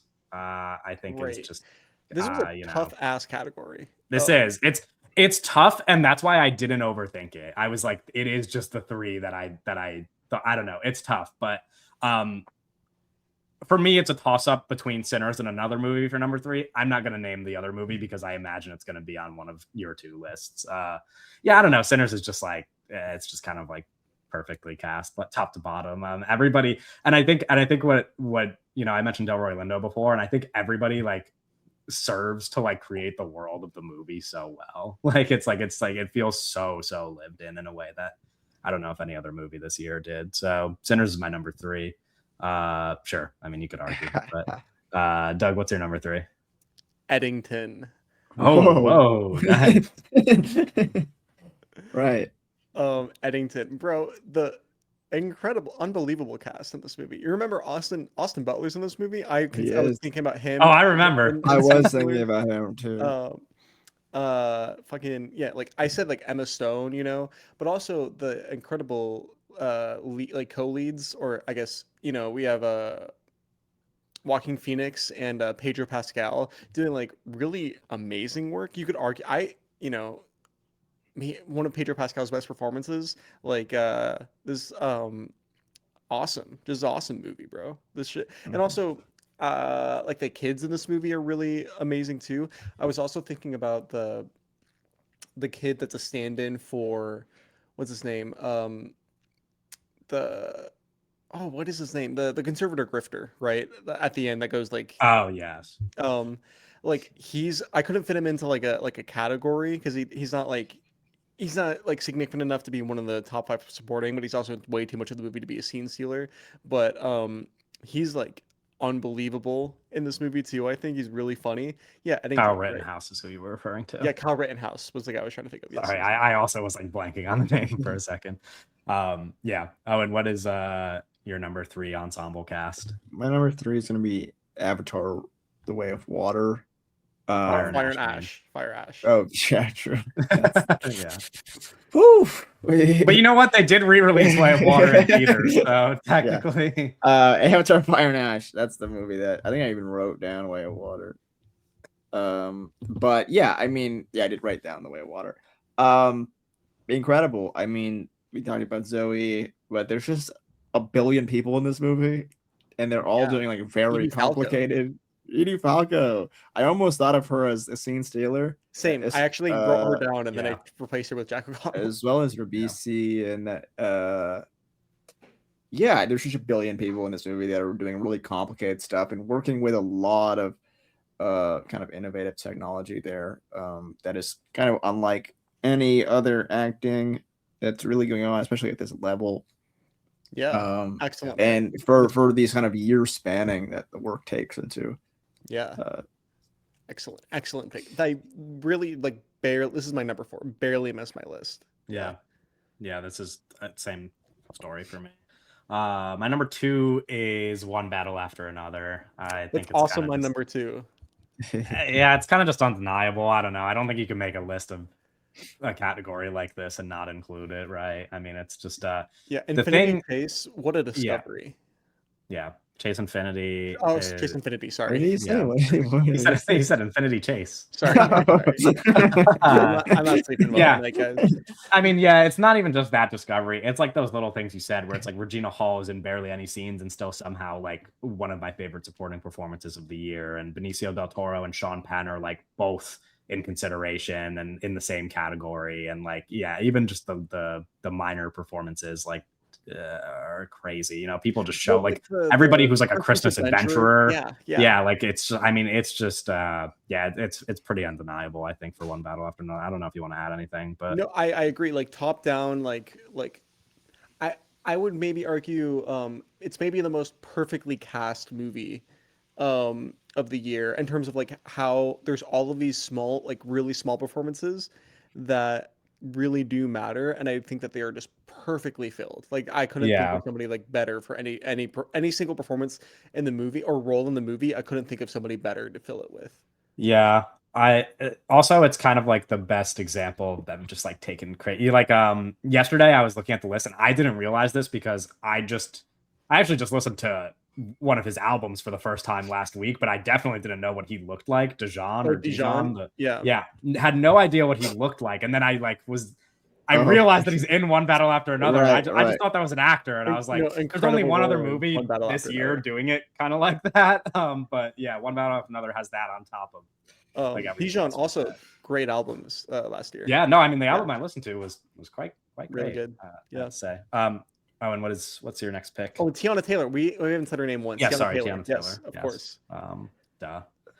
Also, Marty technically, I wonder Supreme. what. Oh, Marty Supreme. Marty Supreme. Yeah. Yeah, just like That's I what I was think, just referring to. Also, yeah, the stunt casting. the stunt casting. I think Jennifer Vendetti does a really. I mean, she kind of is the face of that kind of stuff that goes on A24 and with the Safdie brothers, and they've been doing that for a while. But I think there's just a billion people in this movie. Like I said with Yeah.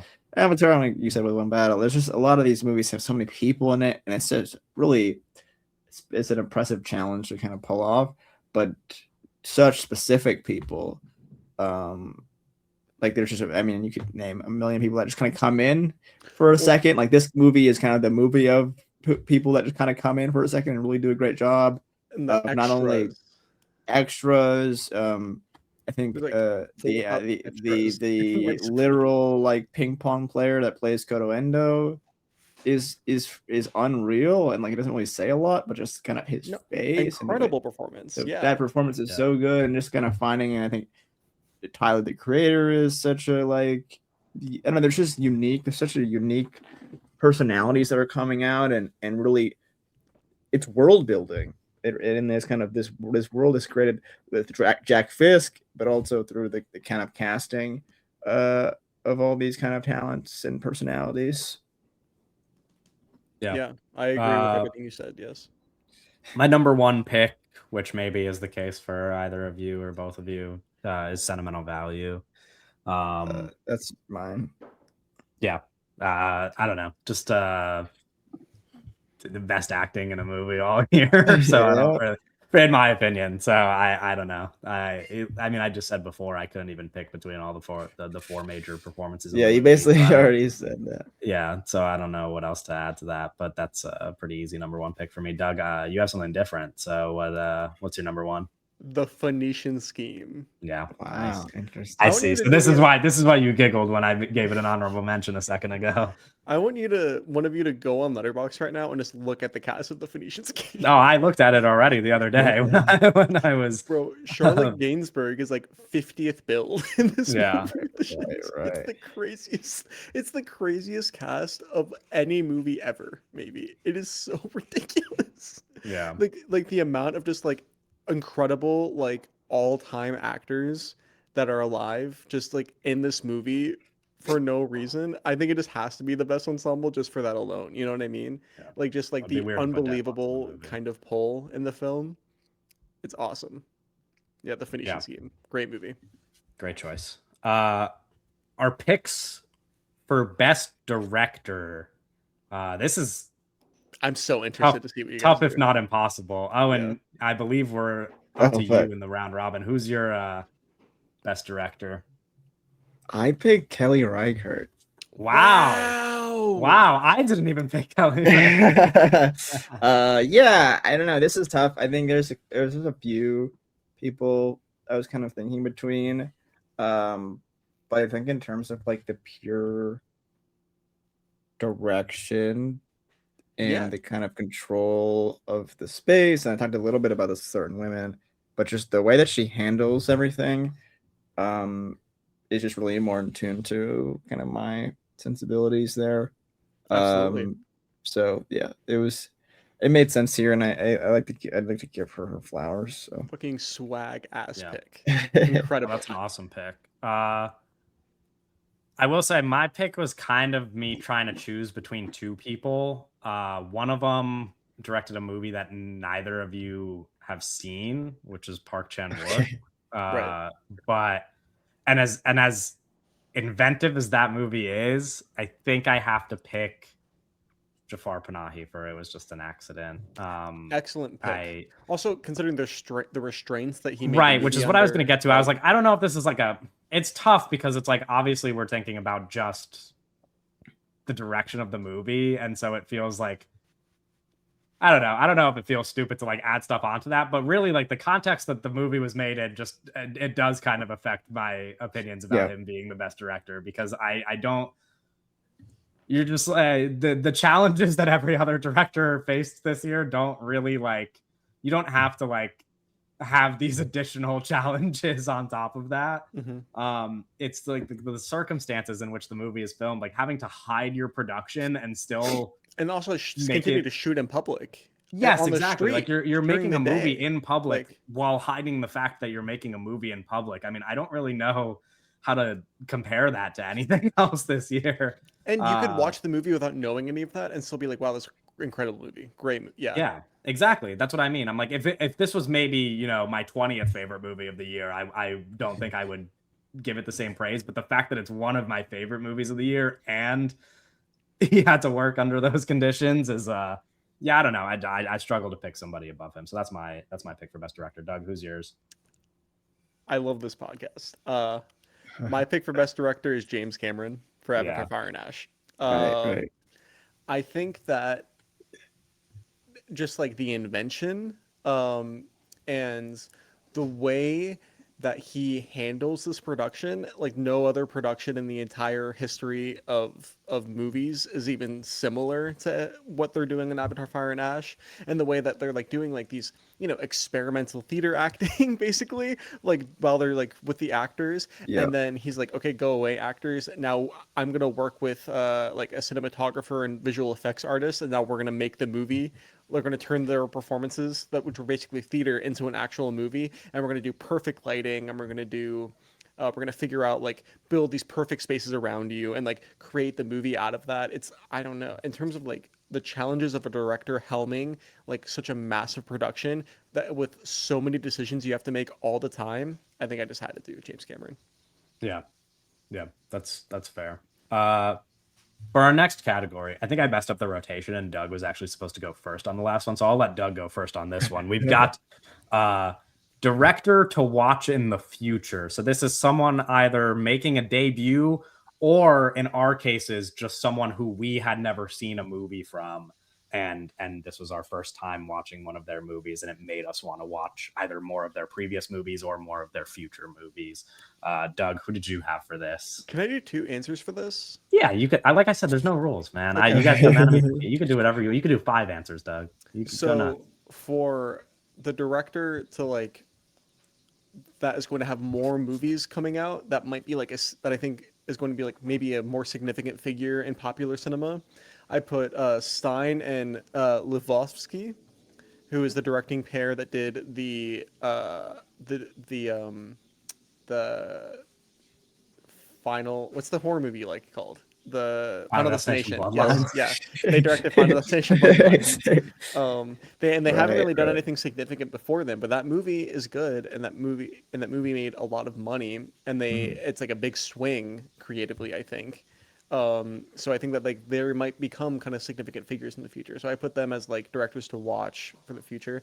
But I want to say like in terms of a filmmaker that I just kind of recently discovered and like really want to get into their previous work, I'm gonna put Parnahi. I really want to Yeah, watch No Bears. I haven't seen No Bears. yeah, I want to watch. I want to yeah, watch This Is Not a Film. You know. yeah. Uh, yeah. Right. He was kind of a person who like only because I have seen one of his movies prior to it was just an accident. I didn't include him. Otherwise, he probably would have been my answer for this. But I tried to um, cut it down to somebody I didn't even know about. Oh, and what's your pick? My pick's going to be Rade Jude, um, as Oh a yeah, filmmaker that I hadn't seen anything. He's made movies prior, of course, but I saw Dracula and Continental at New York. That's kind of on a whim, being like, I'm gonna watch these two movies and see how I feel about this filmmaker. And I really, really liked Continental a lot. And Dracula, I thought was okay, but it really, those two films kind of were like, okay, this is some filmmaker that, um, even if I don't love the film, I'm gonna get something out of it. In terms of the way he's operating and making the movie. So just something that I have to continue to dive into his previous work, but I'm super excited for his future work as well. Hmm. nice. Yeah. I will give an additional shout because I thought this would be Owen's answer, so I didn't include it. I thought Owen was going to say Eva Victor for Sorry Baby, so I tried to Oh, okay, go and pick somebody else because that is a debut. sure. But I just think that Eva Victor should probably get Yeah, yeah, yeah. some mention. I'd also kind of do a split answer like Doug did here and say uh, Masha Shalinsky, who directed Sound of Falling. It was her second movie. I haven't seen the first one. That is somebody who I'm very interested to see uh, develop and have a career. And then for filmmaker who I just hadn't seen movies from, Kleber Mendonca Filo, who did The Secret Agent, I would very much like to watch his previous movies and his future movies because I like The Secret Agent a lot. Best screenplay. I'll go first here and give a boring answer and just say sentimental value. It's my favorite screenplay of the year. Um, Is that not your answer, Owen? It's me too. Yeah, Okay. yeah. Okay. I was gonna yeah, say. it's tough. And I will say I have a runner up, but I want to hear what Doug says first. I think it's one battle after another, and it's not Okay, even. I don't think fair anything's enough. even a little close to me. Fair enough. But Um, no, I don't hate that choice. I just yeah, I don't know. Sentimental value is a little too my runner up as like just like a fun answer, maybe not the second best screenplay of the year, but just I think something that deserves credit is, and we talked about it on the podcast, is Wake Up Dead Man. I just think that's a oh real yeah, of course. smart, fun script, and I that one really shocked me. So that would be my runner up in that category. Uh, best cinematography. Doug, what do you got? You could go first. I'm going first. Yeah, I wrote a couple things down. I'm only gonna say one thing though. yeah. You could do the couple after if we don't name them. This was so tough for me I because know. it's so broad, and I really I thought so hard about it. I really did, and I swapped back. I even like narrowed it down and I swapped back and forth because they're so different, and the approach is so different, and like the what it actually ends up on the screen is so different. For cinematography, put Dryleaf. Yeah, Yeah, yeah. yeah. Good choice. Um, In I terms of mean, the using that the flip lens, phone yeah, and the lens choice, the lens and sensor choice, which is the phone, right? And then using that strength to point it at certain things and make it kind of look yeah. so specific. I mean, I'm talking about the sunsets. I'm talking Mhm. about the shadows where you can't see anything into them. You know, I'm talking about the bright colors, the greens and the sun. It is it's very strong and very specific. There were two other movies that were like really, but they were very different. Um, I think that in terms of like that specifically, like how what ends up on the screen and how it looks, I have to go Dryleaf. Yeah. Yeah. Uh, Owen, what's your pick? I'm gonna go Magellan, Lab Yeah. Diaz. Just really beautiful static shots on a consumer-based camera.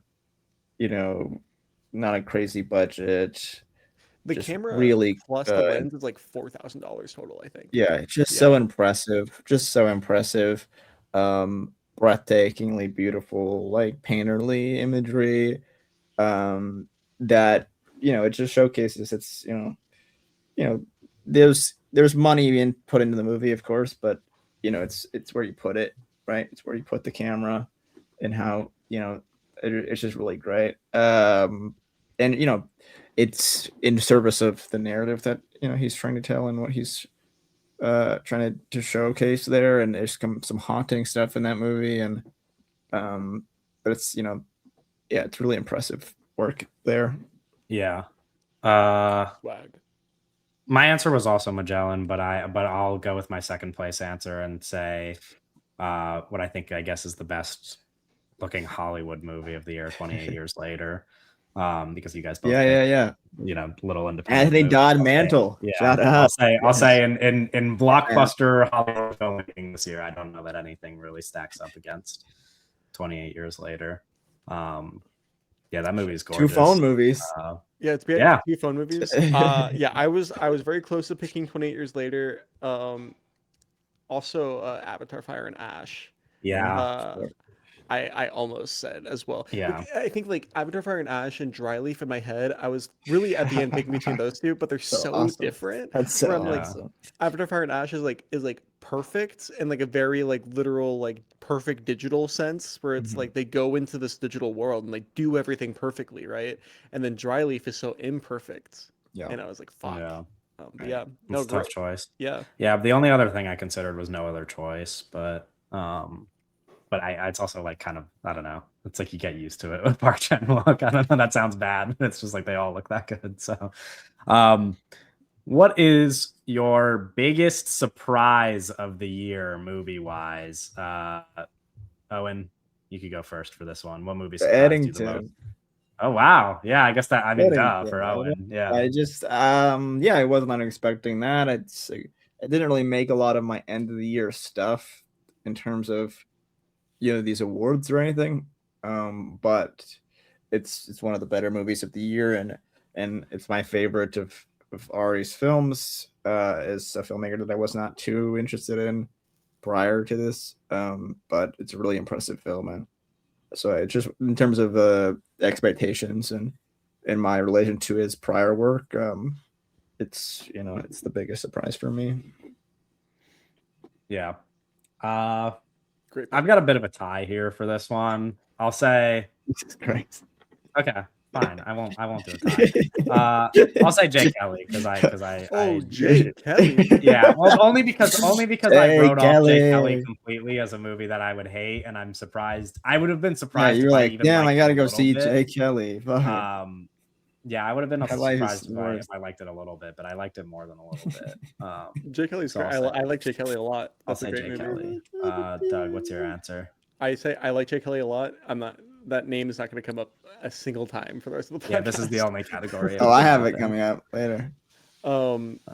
I have 28 Years Later. Yes, that was my other answer. That was my tie. Because for me, I'm like, in my Letterboxd review, I call it one of the most inspirational movies I've ever seen. I stand by that still. I think I Yeah. still feel that way. The movie's unbelievable, so creatively inspiring. Yeah. And I had like negative expectations for that. I don't even really like 28 Days Later that much. I mean, I do, but you know what I mean? And Yeah. also, like, it's the fucking director of Yesterday. You know what I'm saying? Like, Yeah, I mean, that's probably not how you should refer to Danny like, Boyle, but sure, I get what you no, mean. but like that is like Danny Boyle is the fucking director of Yesterday. You know what I'm saying? Yeah, but he's also made good movies. Since I Yesterday?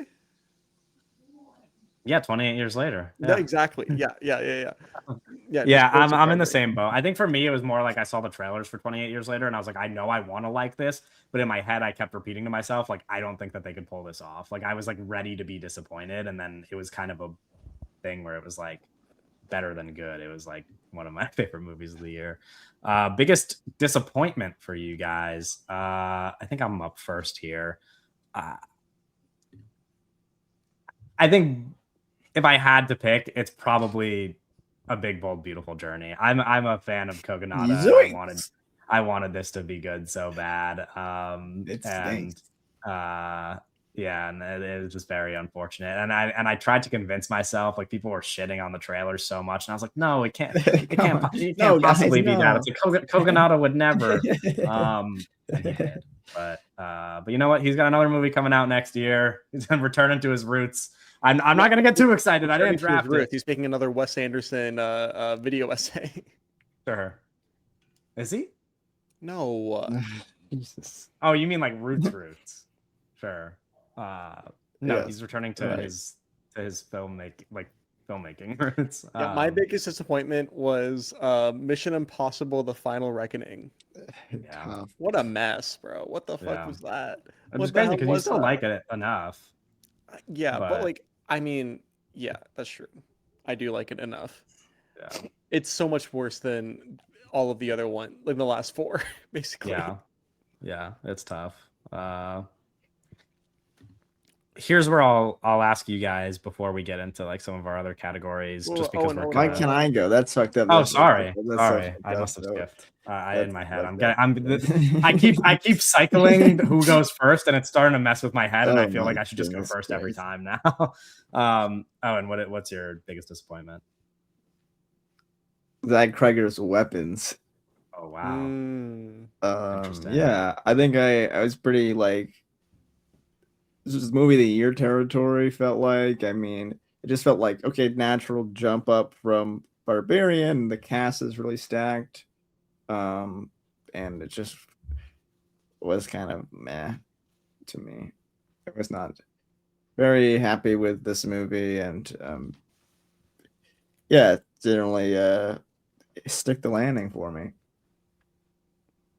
Yeah, that's fair.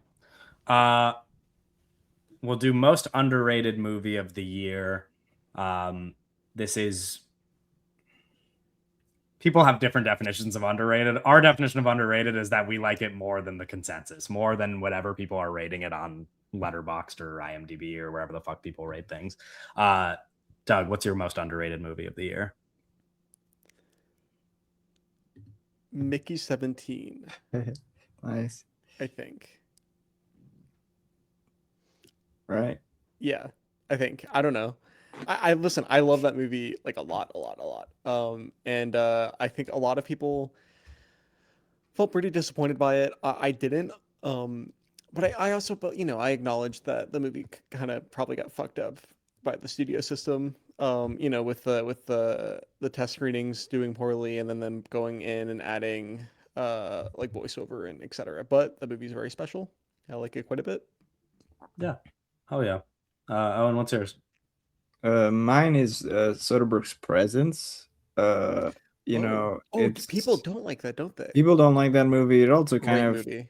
feels like people are more talking about Black Bag when talking about Soderbergh's work, which is also a great movie. But I think there's a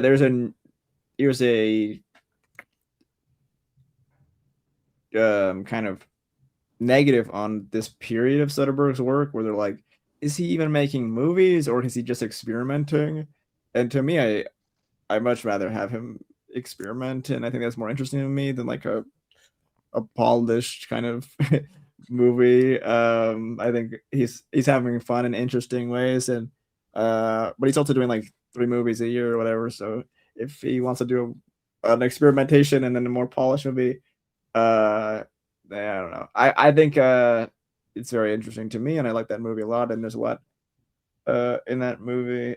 It's tough. It's been so long since it came out, but the thing still it kind of is stuck to the top towards my list this year. Yeah. Shocked to see you guys. Neither of you guys mentioned The Woman in the Yard, which is rocking a 2.3 on Letterboxd. Oh, I actually It was I do just like off that my movie. list. I love Shut that up. movie. Yeah, it's a good Um, movie. Yeah, if I had to pick my most underrated, I think is highest to lowest. I mean, Spike Lee made a movie this year and it's got a 2.8 on Letterboxd. It's kind of Right, embarrassing for right. everybody that Right. watched it and reacted like that. So that's my pick for most underrated. The opposite, most overrated. What do you got, Owen? Train Dreams. See you later. The fucking I think it's a good pick. yeah. Yeah, I think that's a really good pick. I think it's kind of, to me, similar to my runner up for overrated, which is like movies that are in Oscar contention for some reason. Right. Because I would say my runner up is Frankenstein, which is a similar, like, I Mhm. like the movie, but like, how is this on the brink of being like a best picture front runner kind of thing? But I think the most overrated for me is Bring Her Back.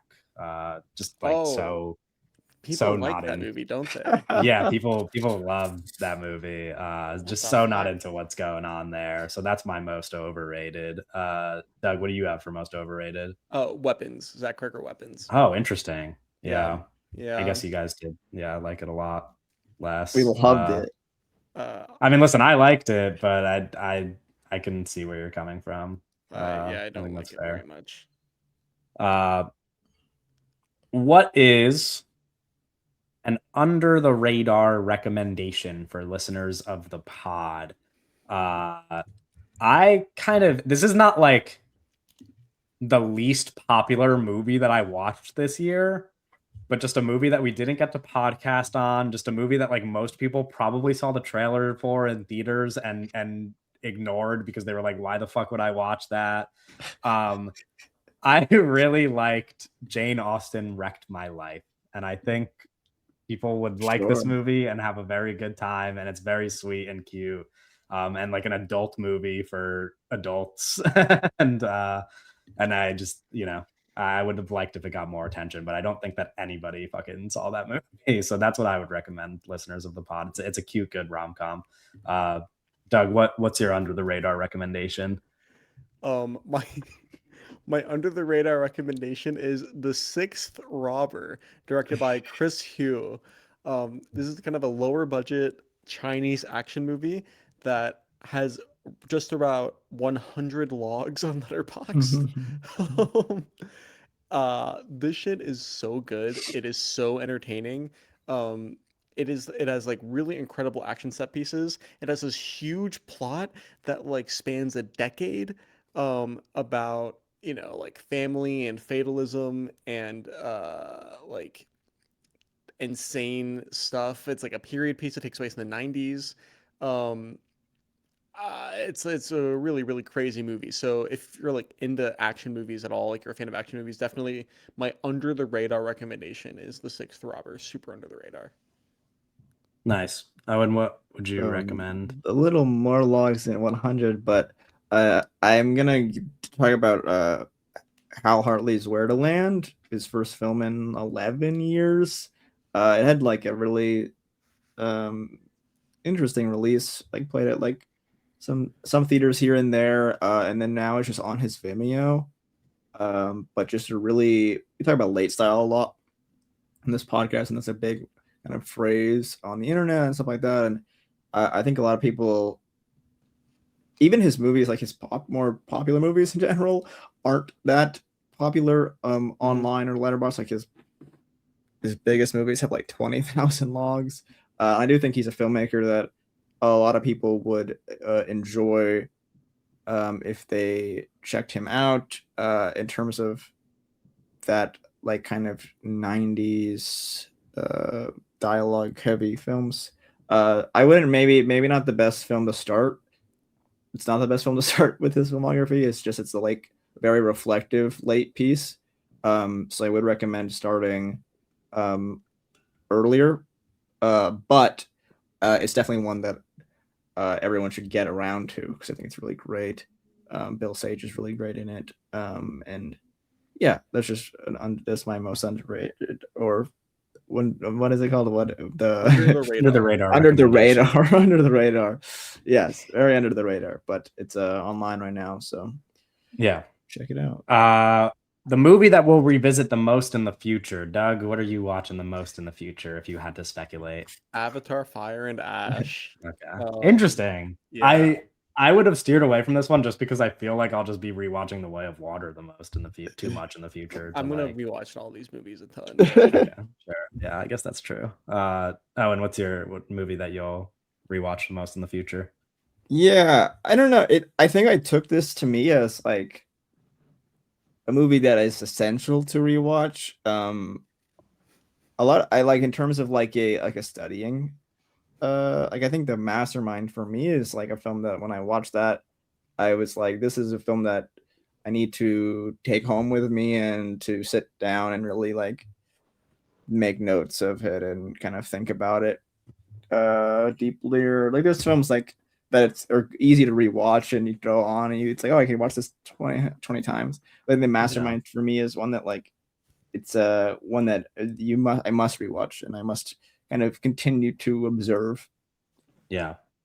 I kind of interpreted this differently as like movie that's one of my favorite movies of the year, but also that I'm just like when I'm with a group of people, you're gonna Sure, want to sure, like sure. throw it on. Like it's just like a movie that's always gonna be on. Mhm. So to me, it's a no-brainer. One battle after another. I'll just be watching all the fucking time, probably for the rest of my life.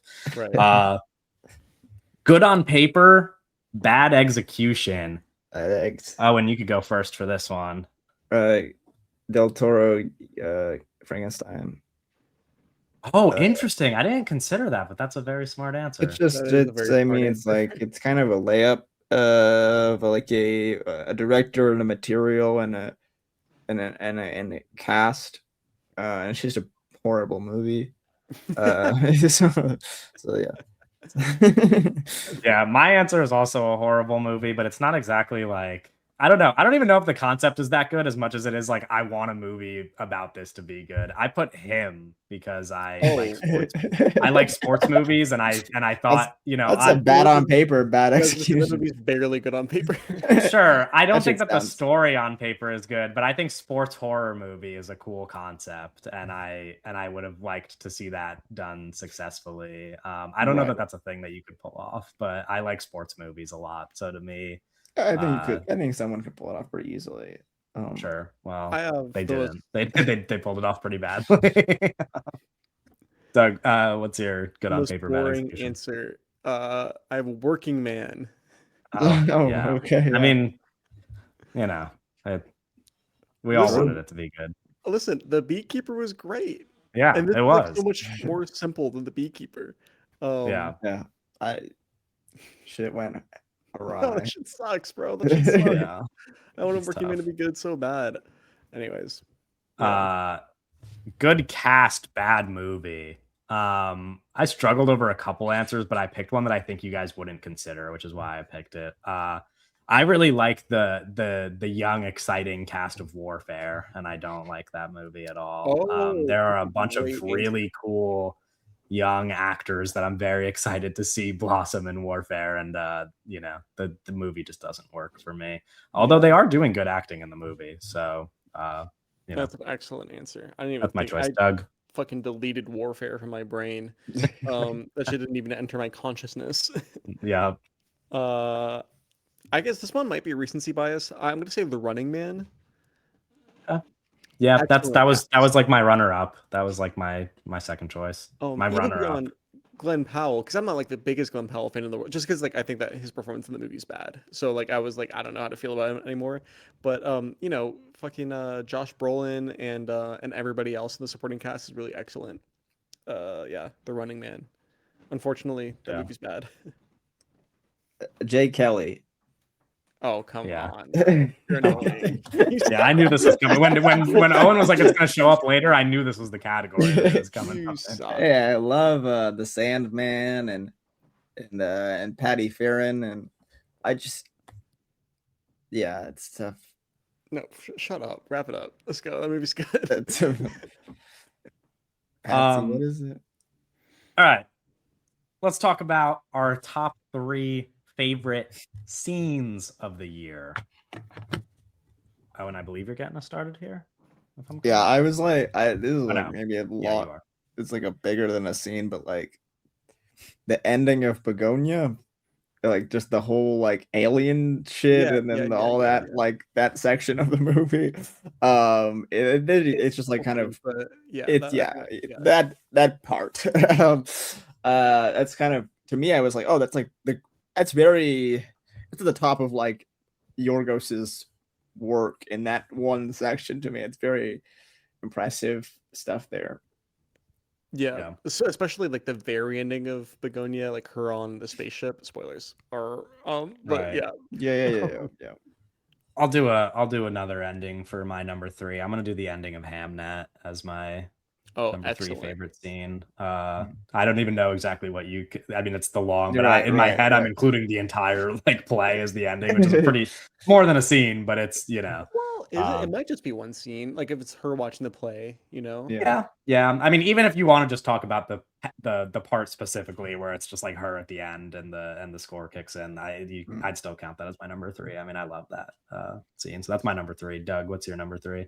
I have Ghetto Pat looking for a place to charge his phone in one battle after another. That's good. Yeah. Yeah, It, that's it really good. incredible, iconic. Oh, Oh, and what's your number 3 or number 2, I should say? You guys haven't seen this, but the meeting the parents, eating dinner scene in What Does That Nature Say to You, the Hong Sang-soo movie. okay. There's a scene where they're eating dinner. You have to see the movie. I Well, there's like this don't. Hans Sang Soo movie, and they're eating dinner, and Yeah, that's the best scene. Yes. Yeah, nice. My top 2 are kind of pretty boring answers, but they just felt undeniable to me. My number 2 is also One Battle After Another, but I did the rolling hills chase scene, just like the most out of body in the theater experience of the like it's just like IMAX is insane. yeah, seeing it on like a 70mm IMAX screen and like watching that how I was just like Jesus Christ. So that's a pretty easy number 2 for me. Doug, what's your number 2? I have the deep sea dive from Mission Impossible: The Final Reckoning. If Oh. only the rest of the movie was that good. Oh my god! If the rest of the movie was like it, it'd be the best movie of the decade. Yeah. That's Yeah. just so insane. Yeah, no, that it's actually unfortunate how good that part of the movie is, and the rest of the movie just like isn't that good. I'm actually kind of shocked that I think it's also maybe like the most underrated scene of the year because everybody prefers the other big set piece on the planes, it seems like. But to me, like the deep sea Right. dive is so much better as a piece of film. It's not as Yeah. impressive as of a stunts, but like as a piece of filmmaking, it's so much better, I Right. think. Not to mention how the movie has just kind of been entirely dismissed, despite the fact that there's still some really great scenes in that movie. Yeah. Oh, and what's your favorite scene of the year? It's Gustav Borg with his grandson with the showing him how to film and with the iPhone and all that stuff. That's quite It's very lovely. beautiful. Yeah. No, that's a great choice. That's from Yeah, like I Sentimental said, Value. Yes, right. From there. Sentimental. yeah, Yes. sentimental value. Yeah, like I said, my number 1's kind of maybe a boring pick, but I feel like it had to be mentioned here because to me this is just the most memorable scene of the year. I don't know how to phrase this exactly, but everybody knows what I'm talking about. The Sinners music scene between the Yes. past and the present and the history of music is It's like the centerpiece of Sinners. Yeah. yeah. I mean, It's this big one take. Yeah. yeah, like Yeah. it's just it's just, what do you say about something like that? Yeah, I think when I think about just like specific scenes all year, there's not gonna be one that I like remember more than that. It's like it's like fucking just in my brain forever. I'm so happy one of us brought up that scene because Yeah. that would have been so bad if nobody brought up that scene. Yeah. Doug, what's your number 1? The Binding of Isaac from Avatar: Fire Oh, and Ash. yes. Yeah. That's Yeah. good. That's actually a good. That's a good one.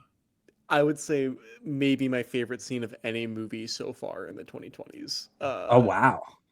I mean, I think it's so exceptional. Like, Yeah. yeah, by far and away my favorite scene of any genre movie this year for sure. Nice. Uh let's count down our favorite characters of the year. My number 5 is Dr. Ian Kelson in 28 Years Later. Okay. Fucking love this guy. Interesting. This is And the Ray Fiennes character. wasn't this your number one supporting? No, number two supporting. Wasn't this your number two supporting? Yeah, but character like has less to do with performance for me and more to do with like that's just a fucking cool little Okay. character that I like. I don't know. Like my list is very unserious for this Okay. one. Okay. But yeah, Dr. Ian Kelson's my number 5. What's your number 5, Doug? Sensei Sergio from One Battle After Another. Hell yeah. Just the coolest guy in the whole world. Like, yeah. Owen, your number 5? Joe Cross from Eddington. What? Yeah. He's an interesting guy. This is on my list, but I have a long list of honorable mentions for this category that I won't run through. But yeah, he's but crazy. He's that insane. was on there. Joe Cross is crazy. That's a great one. My number 4, you guys might not remember by name. Well, you guys would remember, but listeners of the pod might not remember. Bjorn Lund from the Phoenician Scheme. This is the Michael Cera character in the Phoenician Scheme. Yes. What a silly little guy. I love Bjorn Lund. Doug, what's your number 4? Dr. Ian Kelsing from 28 Years Later. There you go. Just Great a choice. sweet little guy I want to hang out with. Yeah, no, I mean, I want to be best friends with this guy. Yeah. And what's your number 4? Rachel Kemp from Sentimental Value. Elle Fanning, movie star. Very fun. Hell yeah. My number 3 is Ella McKay from Ella McKay. nice. Just absolutely awesome character. She's the coolest. Doug, what's your number 3? My number 3 is Rachel Kemp from Damn, I feel bad leaving Rachel Kemp off my list now. She's a star. She's a star. Yeah, she is, yeah. And your number 3? Yeah, I think I just kind of I needed to put somebody from Avatar, and I was like, let me just throw Kiri on there. Why not? She's the best, right?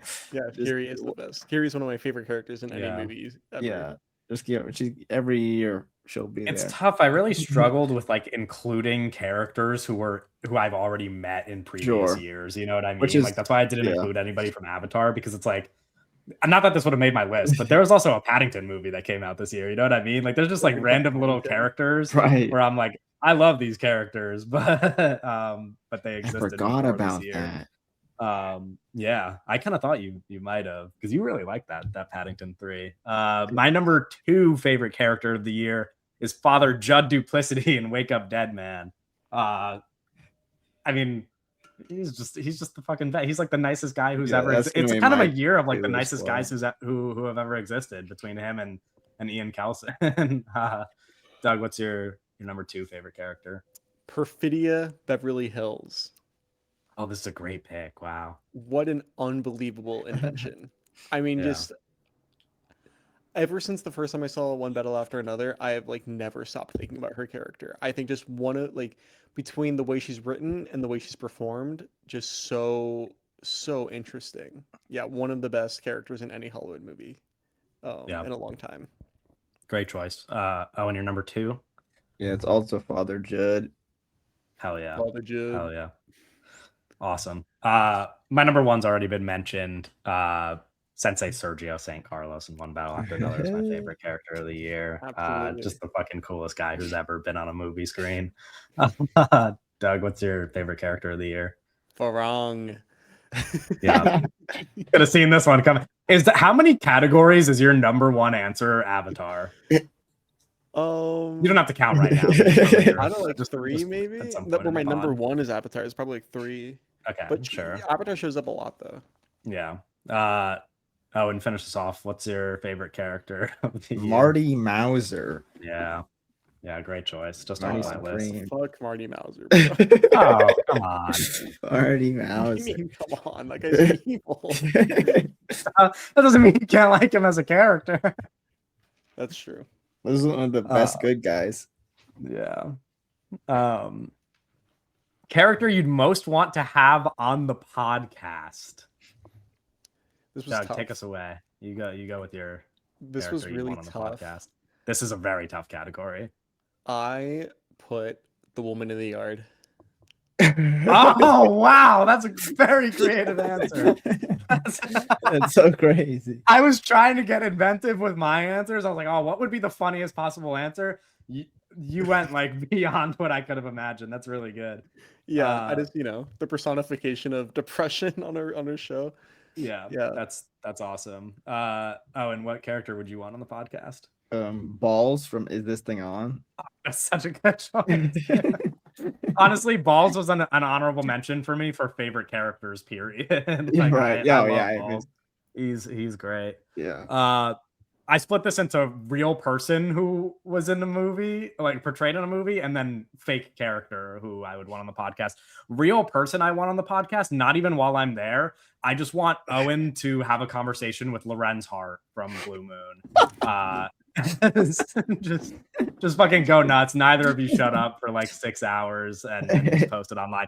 My fake character who I would do is Vernon Jefferson Peak from Eddington.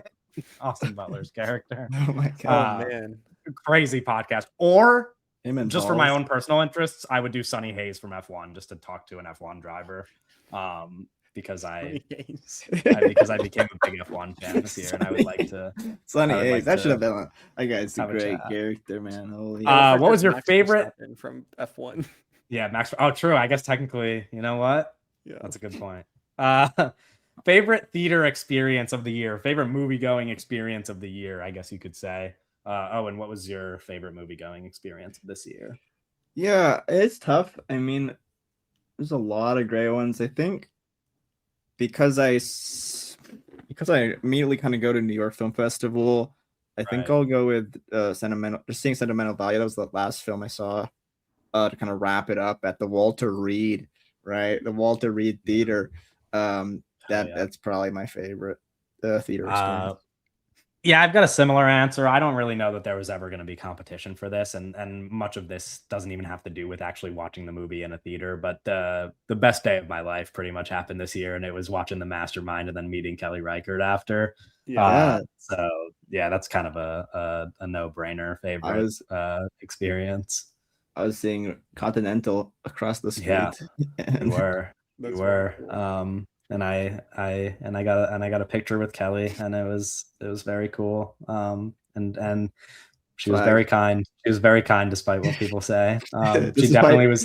Very She definitely was. what our students say it. Yeah, Yes, what she they was. call She was the definitely. fucking- She was definitely impatient and wanted me to fucking leave, but she was still kind anyway. She hated She you. seems like the most and that. no nonsense person in the world. Yes. Like yeah. That was pretty awesome. So that was my favorite movie going experience. Doug, what was yours?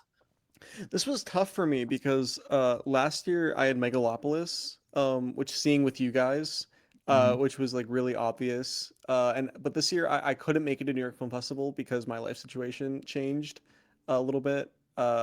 So I didn't have like a super obvious one. I was kind of struggling with it. There's a couple like really like big movies that I had really like incredible experiences with. I mean, I saw like the Goodbye to Language in 3D, which is amazing, and I listener of the pod recognized me, which is bizarre. And Shout out. yeah, no, shout out Zach.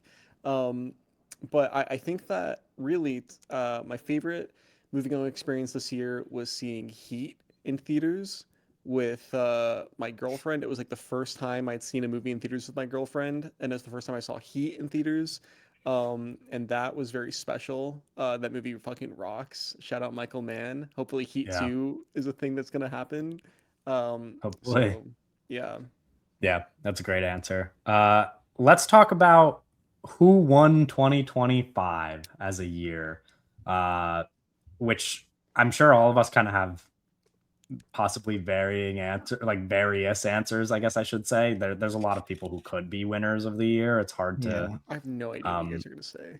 pinpoint. I wrote down a long list, and I just kind of want to hear yours, and we could just like, we could all come to a consensus on who we think the biggest winner was. But Yeah, I think coming to a consensus would be good for our Yeah. podcast crown somebody. yeah, I won't read my list yet because I wrote too many. So Doug, why don't you? Who's your winners of the year? Fuck, why do I have to go first? Okay, there's two names that came to mind. The first one was Odessa Azion. Oh, explain. Breakout year, huge breakout year. She first off, she was the standout performer in the what the fuck is the movie called? I Love LA. No. The Before video that. game movie. Oh yes, right. Oh yes. Until Dawn. Until Dawn. Yeah, so I saw Yes. Until Dawn and I was like, Wow, I who is forgot this about beautiful woman? And it was her, and she was a stand-up performer in Until Dawn, and I was like, Right. oh my gosh, she's really great in this. And then, but I didn't really think enough of it because I was like, there's a lot of people in that movie that like aren't really. And then, but again, she stood out enough to get cast as like the second main character after Rachel Sennett in I Love LA. Rachel Sennett's big HBO show. And also she's like the second, she's like the first supporting actor in Marty Supreme. It's an incredible breakout year. So that's why I was thinking Yeah. Odessa Zion. Okay. That's yeah, I hadn't considered that, but now that you put it in perspective, I think that's not a bad shout. Oh, and who won the year for you? Yeah, it wasn't really an obvious one to me. I think if I had seen if talked about Josh earlier, and I think like if that Sound of History movie was like any good, or if anyone saw it, or if he had three, two is really good, but three, it makes it obvious. To me, it just feels like it's Paul Thomas Anderson. It's just like an In obvious, like general. demolishing sweep of like the culture and the topic and the Yeah. conversation and the eventual awards. It just but I don't have Yeah. a very like nice niche good one. Right. It just feels like Paul is very obvious, like dominant. Through Something I struggled with a lot is the fact that we could only speculate about what award season will look like, and that would right. kind of impact our answers. Although we all kind of are But speculating I that think Paul in Thomas terms of Anderson is going to. energy, right? The Yes. energy Yeah. that at one battle after another, especially it being like his biggest movie. He's always been a talented director, but like in terms of like the money and the Well, I to don't put the know. money thing in perspective, you can correct me if I'm wrong, but wasn't the budget for One Battle After Another higher than any of his previous movies had ever grossed? Like it was like Something something stupid like crazy that. like that. Yeah, like Yeah, Yeah. like Probably something like it just that. seems like it's his year. Right. Uh, yeah, Paul Thomas Anderson on my list. I'll just read down the list, and if you guys think any of these are better than your answers, we could go from there. I put Lee Byung Hun for No Other Choice, K-pop Demon Hunters, and Squid Game. yeah, I brought this up in Yeah. private to you, Kevin. Yeah, Yeah. I included what I think is an interesting one. Neon securing the distribution rights to 5 international No. feature Oh, nominees. Blaze Okay. is crazy, crazy. It's not that crazy. It's like this is, I think it's important that a studio like Neon is picking up cool movies when Netflix is fucking acquiring Warner Bros. And yada yada yada. Pedro Pascal was in The Last of Us season 2, Eddington, Materialist, and Fantastic Four, but also most of those movies are not movies we give a fuck about. Yeah, that is. I didn't think about Big that. year regardless, Pedro Pascal but did have a massive year, didn't he? yeah. Yeah. Josh O'Connor, like you said, Wake Up Dead Man, The Mastermind, The History of Sound, Rebuilding. Plus, if you want to count it, they released the trailer for Disclosure Day in 2025. So some excitement for his upcoming projects as well. James Cameron, fourth billion-dollar movie in a row. Nobody's ever done that. And then I don't exactly know how to frame this, but the duo of Sinners and Weapons being original horror movies that broke the box office. Yeah. Yeah. Okay, you left somebody off that I was my runner-up that I was Oh. considering. Benicio del Toro. Oh, yeah. For Okay. first big leading film in the Phoenician Scheme, which is Yeah. and also like he's winning all these awards and like the fan favorite from One Battle After Another. Yeah. Okay. Yeah, That's a good very point. too. Yeah, from everything we listed, I kind of struggle to pick one. Yeah, we have to come to a consensus. What do we I think in like the smaller scale, like us plus maybe listeners of this podcast, it was just like, there's what, another do one you I have another forgot. answer? Yes, yeah, I forgot. I didn't write it down. I forget his name. The cinematographer. He shot Marty Supreme, Eddington, and Mickey 17. Oh, Darius Kanji. Yes, Kanji? yeah, Darius Yeah. Kanji. Interesting. I will say we did pick a cinematographer last year, so maybe we switch things up this year, Right, that's true. But that's a good shout too. Yeah, I don't know. I feel like in the like smaller scale, Josh O'Connor might be the answer for like impact as like a rising actor. But then I feel like if you have to consider like who won the year in terms of like mass appeal and like big stories of the year, it wouldn't be him. So that's where I kind of struggled to determine a winner. Like I do think that Sinners and Weapons are kind of just like the big stories of the year, but I don't know if that should be the winner. It might just be PTA. I kind of think it might I think Owen might be right. Yeah, I would be okay with just saying Paul Thomas Anderson. Yeah. Okay. Fuck Yeah. it. Yeah. Paul Thomas Anderson won, but you got some honorable mentions if you're listening. Favorite podcast episode we recorded this year. Owen, what was your favorite episode to record this year, if you even remember? Okay, This I is remember. tough because we'd have to like have memory of No, it. I But know. I was like, fuck. So that's why I kind of did a couple because I wanted there's three different kinds of episodes that I picked. One was we did like me and Kevin did a Q&A about the movie we made, which is a very specific kind of episode that was really cool to do. And then I love having guests on. I think guests are really fun, and it's kind of in the headspace. So I think the Marty Supreme episode. But then I was like, okay, two of those episodes don't have Doug on it.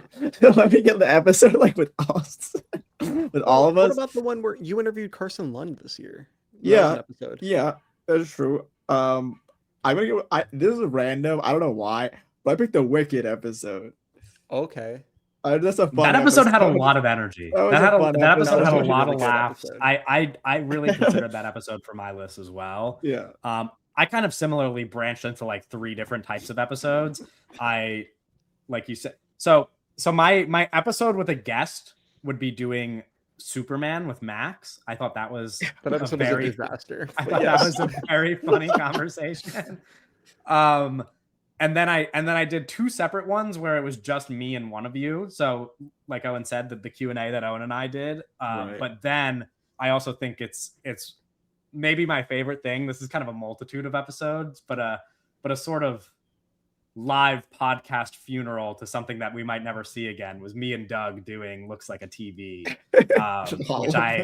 which I thought was just so enjoyable to show up and talk about TV every week for a little bit. And who knows if it'll ever happen again. I know we've hinted at it in the past, but It will happen again. There's in a some show way. that is We've happening. promised. There's We've a promised show. internally that it will happen again. yeah. But anyway, Euphoria, right? For Euphoria, we're gonna do right. Euphoria. Yes, for Euphoria. I think those are just like, we do this every week, and so we definitely have fun. But doing something that was like just not something that we had been doing on the podcast prior to that was just a real hoot. So that might be my choice. Doug, what was your favorite episode to record? I forgot about the Looks Like a TV stuff. But, also kind of a disaster. You picked two that were like disasters. I'm gonna say, oh god, I think that for me personally, it just was the Avatar episode because I think that was such a good conversation, and I think that like we really got to the bottom of that movie, and it was just like really high energy, and it was just so much fun to talk about. And it's a little recency bias, but that's how. No, great choice. It's tough to think about episodes we did like 8 months ago. Yeah, it's hard to remember like what we even said. Yeah, that's fair.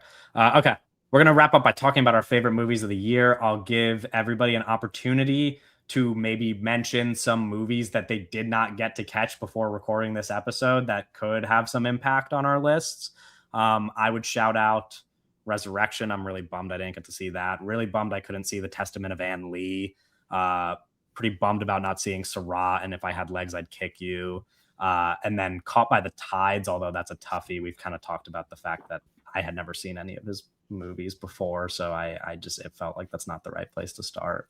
Doug, any movies that you didn't see that you think would have affected any of your answers? Or Yeah, so Resurrection's the biggest one for sure. But that's also like, I don't know. The release for that movie is fucking annoying. And then after Resurrection is Park Chan-wook's No Other Choice, a movie I'm so excited for that I had the opportunity to see at home and I just kind of put off to see it in theaters in a week or two. So those are the two biggest ones that I'm like, fuck, Right. Yeah, I imagine No Other Choice could find its way into a lot of your answers. And anything that you missed that you wanted to shout out? No, I don't know if there's anything that like would affect my list per se, but I am planning on seeing The Testament of Anne Lee on 70 millimeter in like 4 days. So that's gonna be like another one that would I'm gonna see soon. But there's a billion films that I didn't get to see that I'd like to see. That's kind of hard to narrow down. Like you mentioned The Secret Agent earlier, that I'd like to watch, and there's a there's a lot of films that came out this year. It's just been a really great year, though. So it's tough to say anything would affect my list without having seen it yet. But Yeah. Okay. Let's go round robin style. List our 10 favorite movies of the year. You don't have to add too much if you don't want. A lot of this list kind of speaks for itself, and we've dedicated podcast episodes to some of these. But if there's a movie on your list that you didn't really get to talk about on the pod, feel free. I'll get us started with my number 10 pick. 28 years later, we did do a podcast on this one, and I was really juggling between this and the movie that I ended up being number 11 on my list, but I think I just enjoyed 28 Years Later way too much to leave it off. So that's my number 10 pick. Doug, what's your number 10? It's hard. It's hard.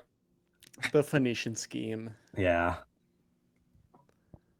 Were you flipping a coin right now?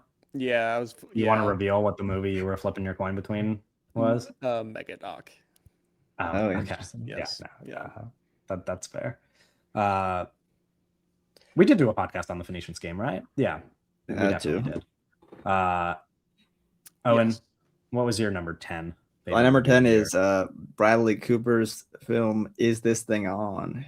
Oh yeah. Nice. We did not do an episode about that. Is there anything? I guess you kind of also talked about it literally at the beginning of the podcast. Yeah. Because you did just rewatch it this week. My number 9 pick, movie we didn't do an episode on, Cloud, the Kiyoshi Kurosawa movie. Man, this one is fucking cool. I think I kind of might have mentioned it a little bit on the pod in the past. This was one of those movies where when I was putting together my answers for like all of these categories, Cloud was just like almost in every single one, and I didn't have anywhere to mention it. And I was like, oh, but it's going to be one of my 10 favorite movies of the year. So I guess that's kind of a bigger honor than mentioning it anywhere else. But man, it's just a crazy like fucking movie. It's like one thing, and then the ending is this like really insane, exciting, but also like not exciting action scene. It's so fucking strange, and everything leading up to it just has all these little like flourishes that Kiyoshi Kurosawa is doing like nobody else. You know what I mean? It's like it's not quite a horror movie to the extent that his like horror movies are, but then there are random moments that are the scariest thing you'll ever fucking see in your life, and it's a mix of so many good things. Like really nobody is doing it like this. So if you haven't watched Cloud, it's on the Criterion channel. Definitely watch Cloud. That's my number 9 pick. Doug, what's your number 9? Black Bag. Oh, hell yeah. Yeah, we have a great episode on this movie. We do. Yeah. This is another one that I felt so bad like leaving out of all of my answers. Like it just happened so early in the year. It's hard to remember perfectly, but it's a lot of fun. Owen, what's your number 9? Marty Supreme is my number 9. Oh yeah. Yeah, we did also we did a pretty long episode on that one actually. Yes.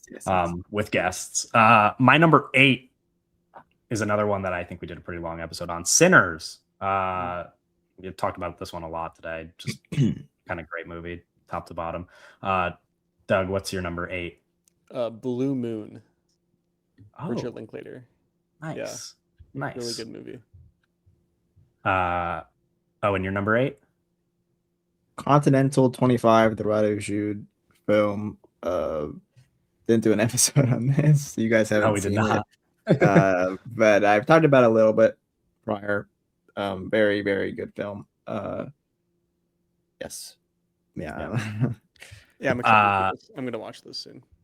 Yeah, I'd like to. I haven't seen any of his movies, so that's definitely something I want to get into. And I wanted to do this movie at New York Film Festival, just unfortunately could not work its way into my schedule. My number 7 is Avatar: Fire and Ash.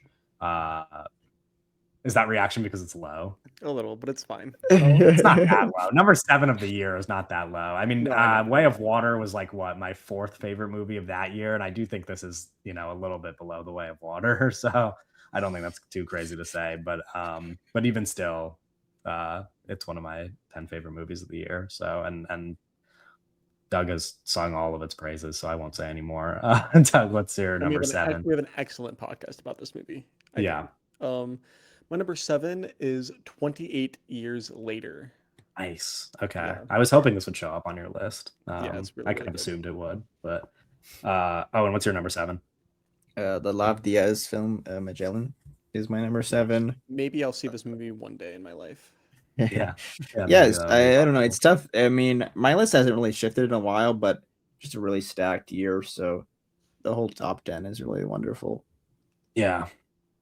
My number 6 is It Was Just an Accident, the Jafar Panahi movie that we talked about before. Another movie that we didn't dedicate an episode to, but I feel like I've kind of just talked about on several occasions on this podcast.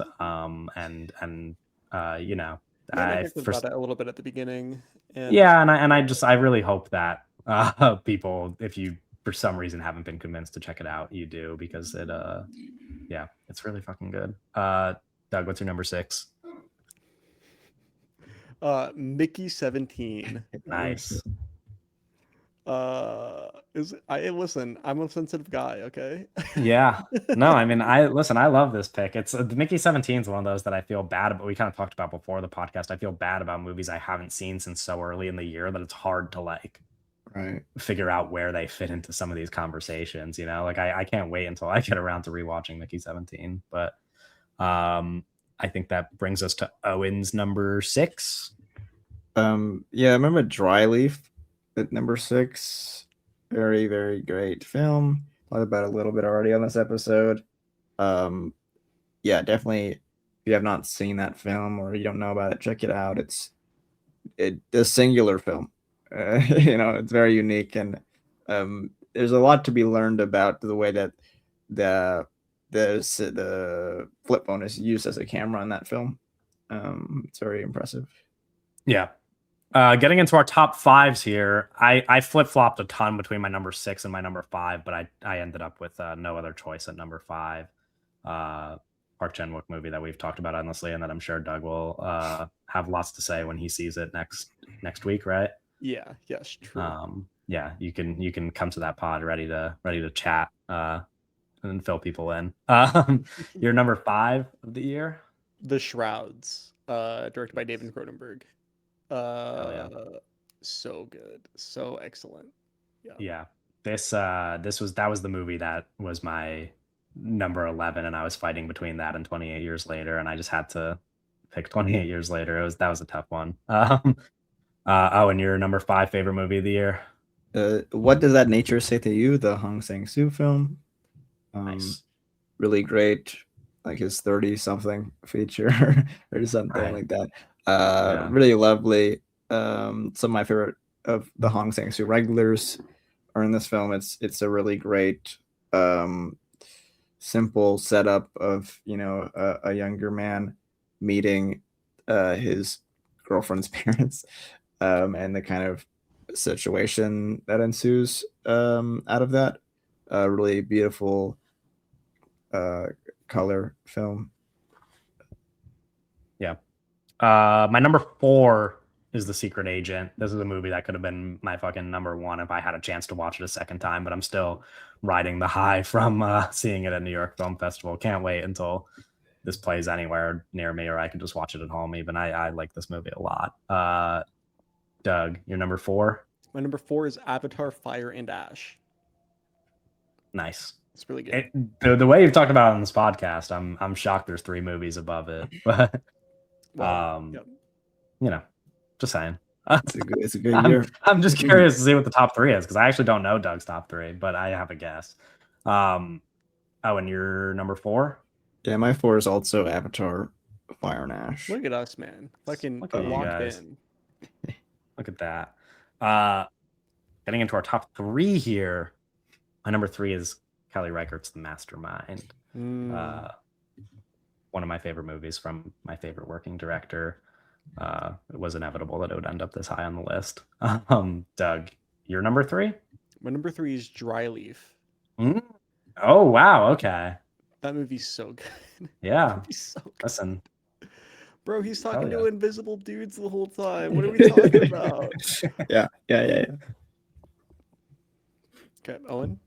Yeah. Oh, and your number My three? number 3 is The Mastermind. I fucking knew it. I was gonna call Yeah. it. Yeah. Kelly Reichardt. Hell yeah. We got the same number 3. My number 2 is One Battle After Another. Mm. You know, My we've number talked about it. 2. Yeah. My number 2 is Marty Supreme. Oh wow. Yeah, I kind of forgot about that. Yeah. Hell yeah. Okay. Oh, and your number 2 before we get to our final picks? My number 2 is Blue Moon. Richard Linklater. So excellent. Yes. Yeah. Richard Linklater. Nice. Our favorite movies of 2025. Your guys are so obvious. All three of us are so obvious. But Yeah. Mine is Sentimental Value. Favorite Yes. movie of the year.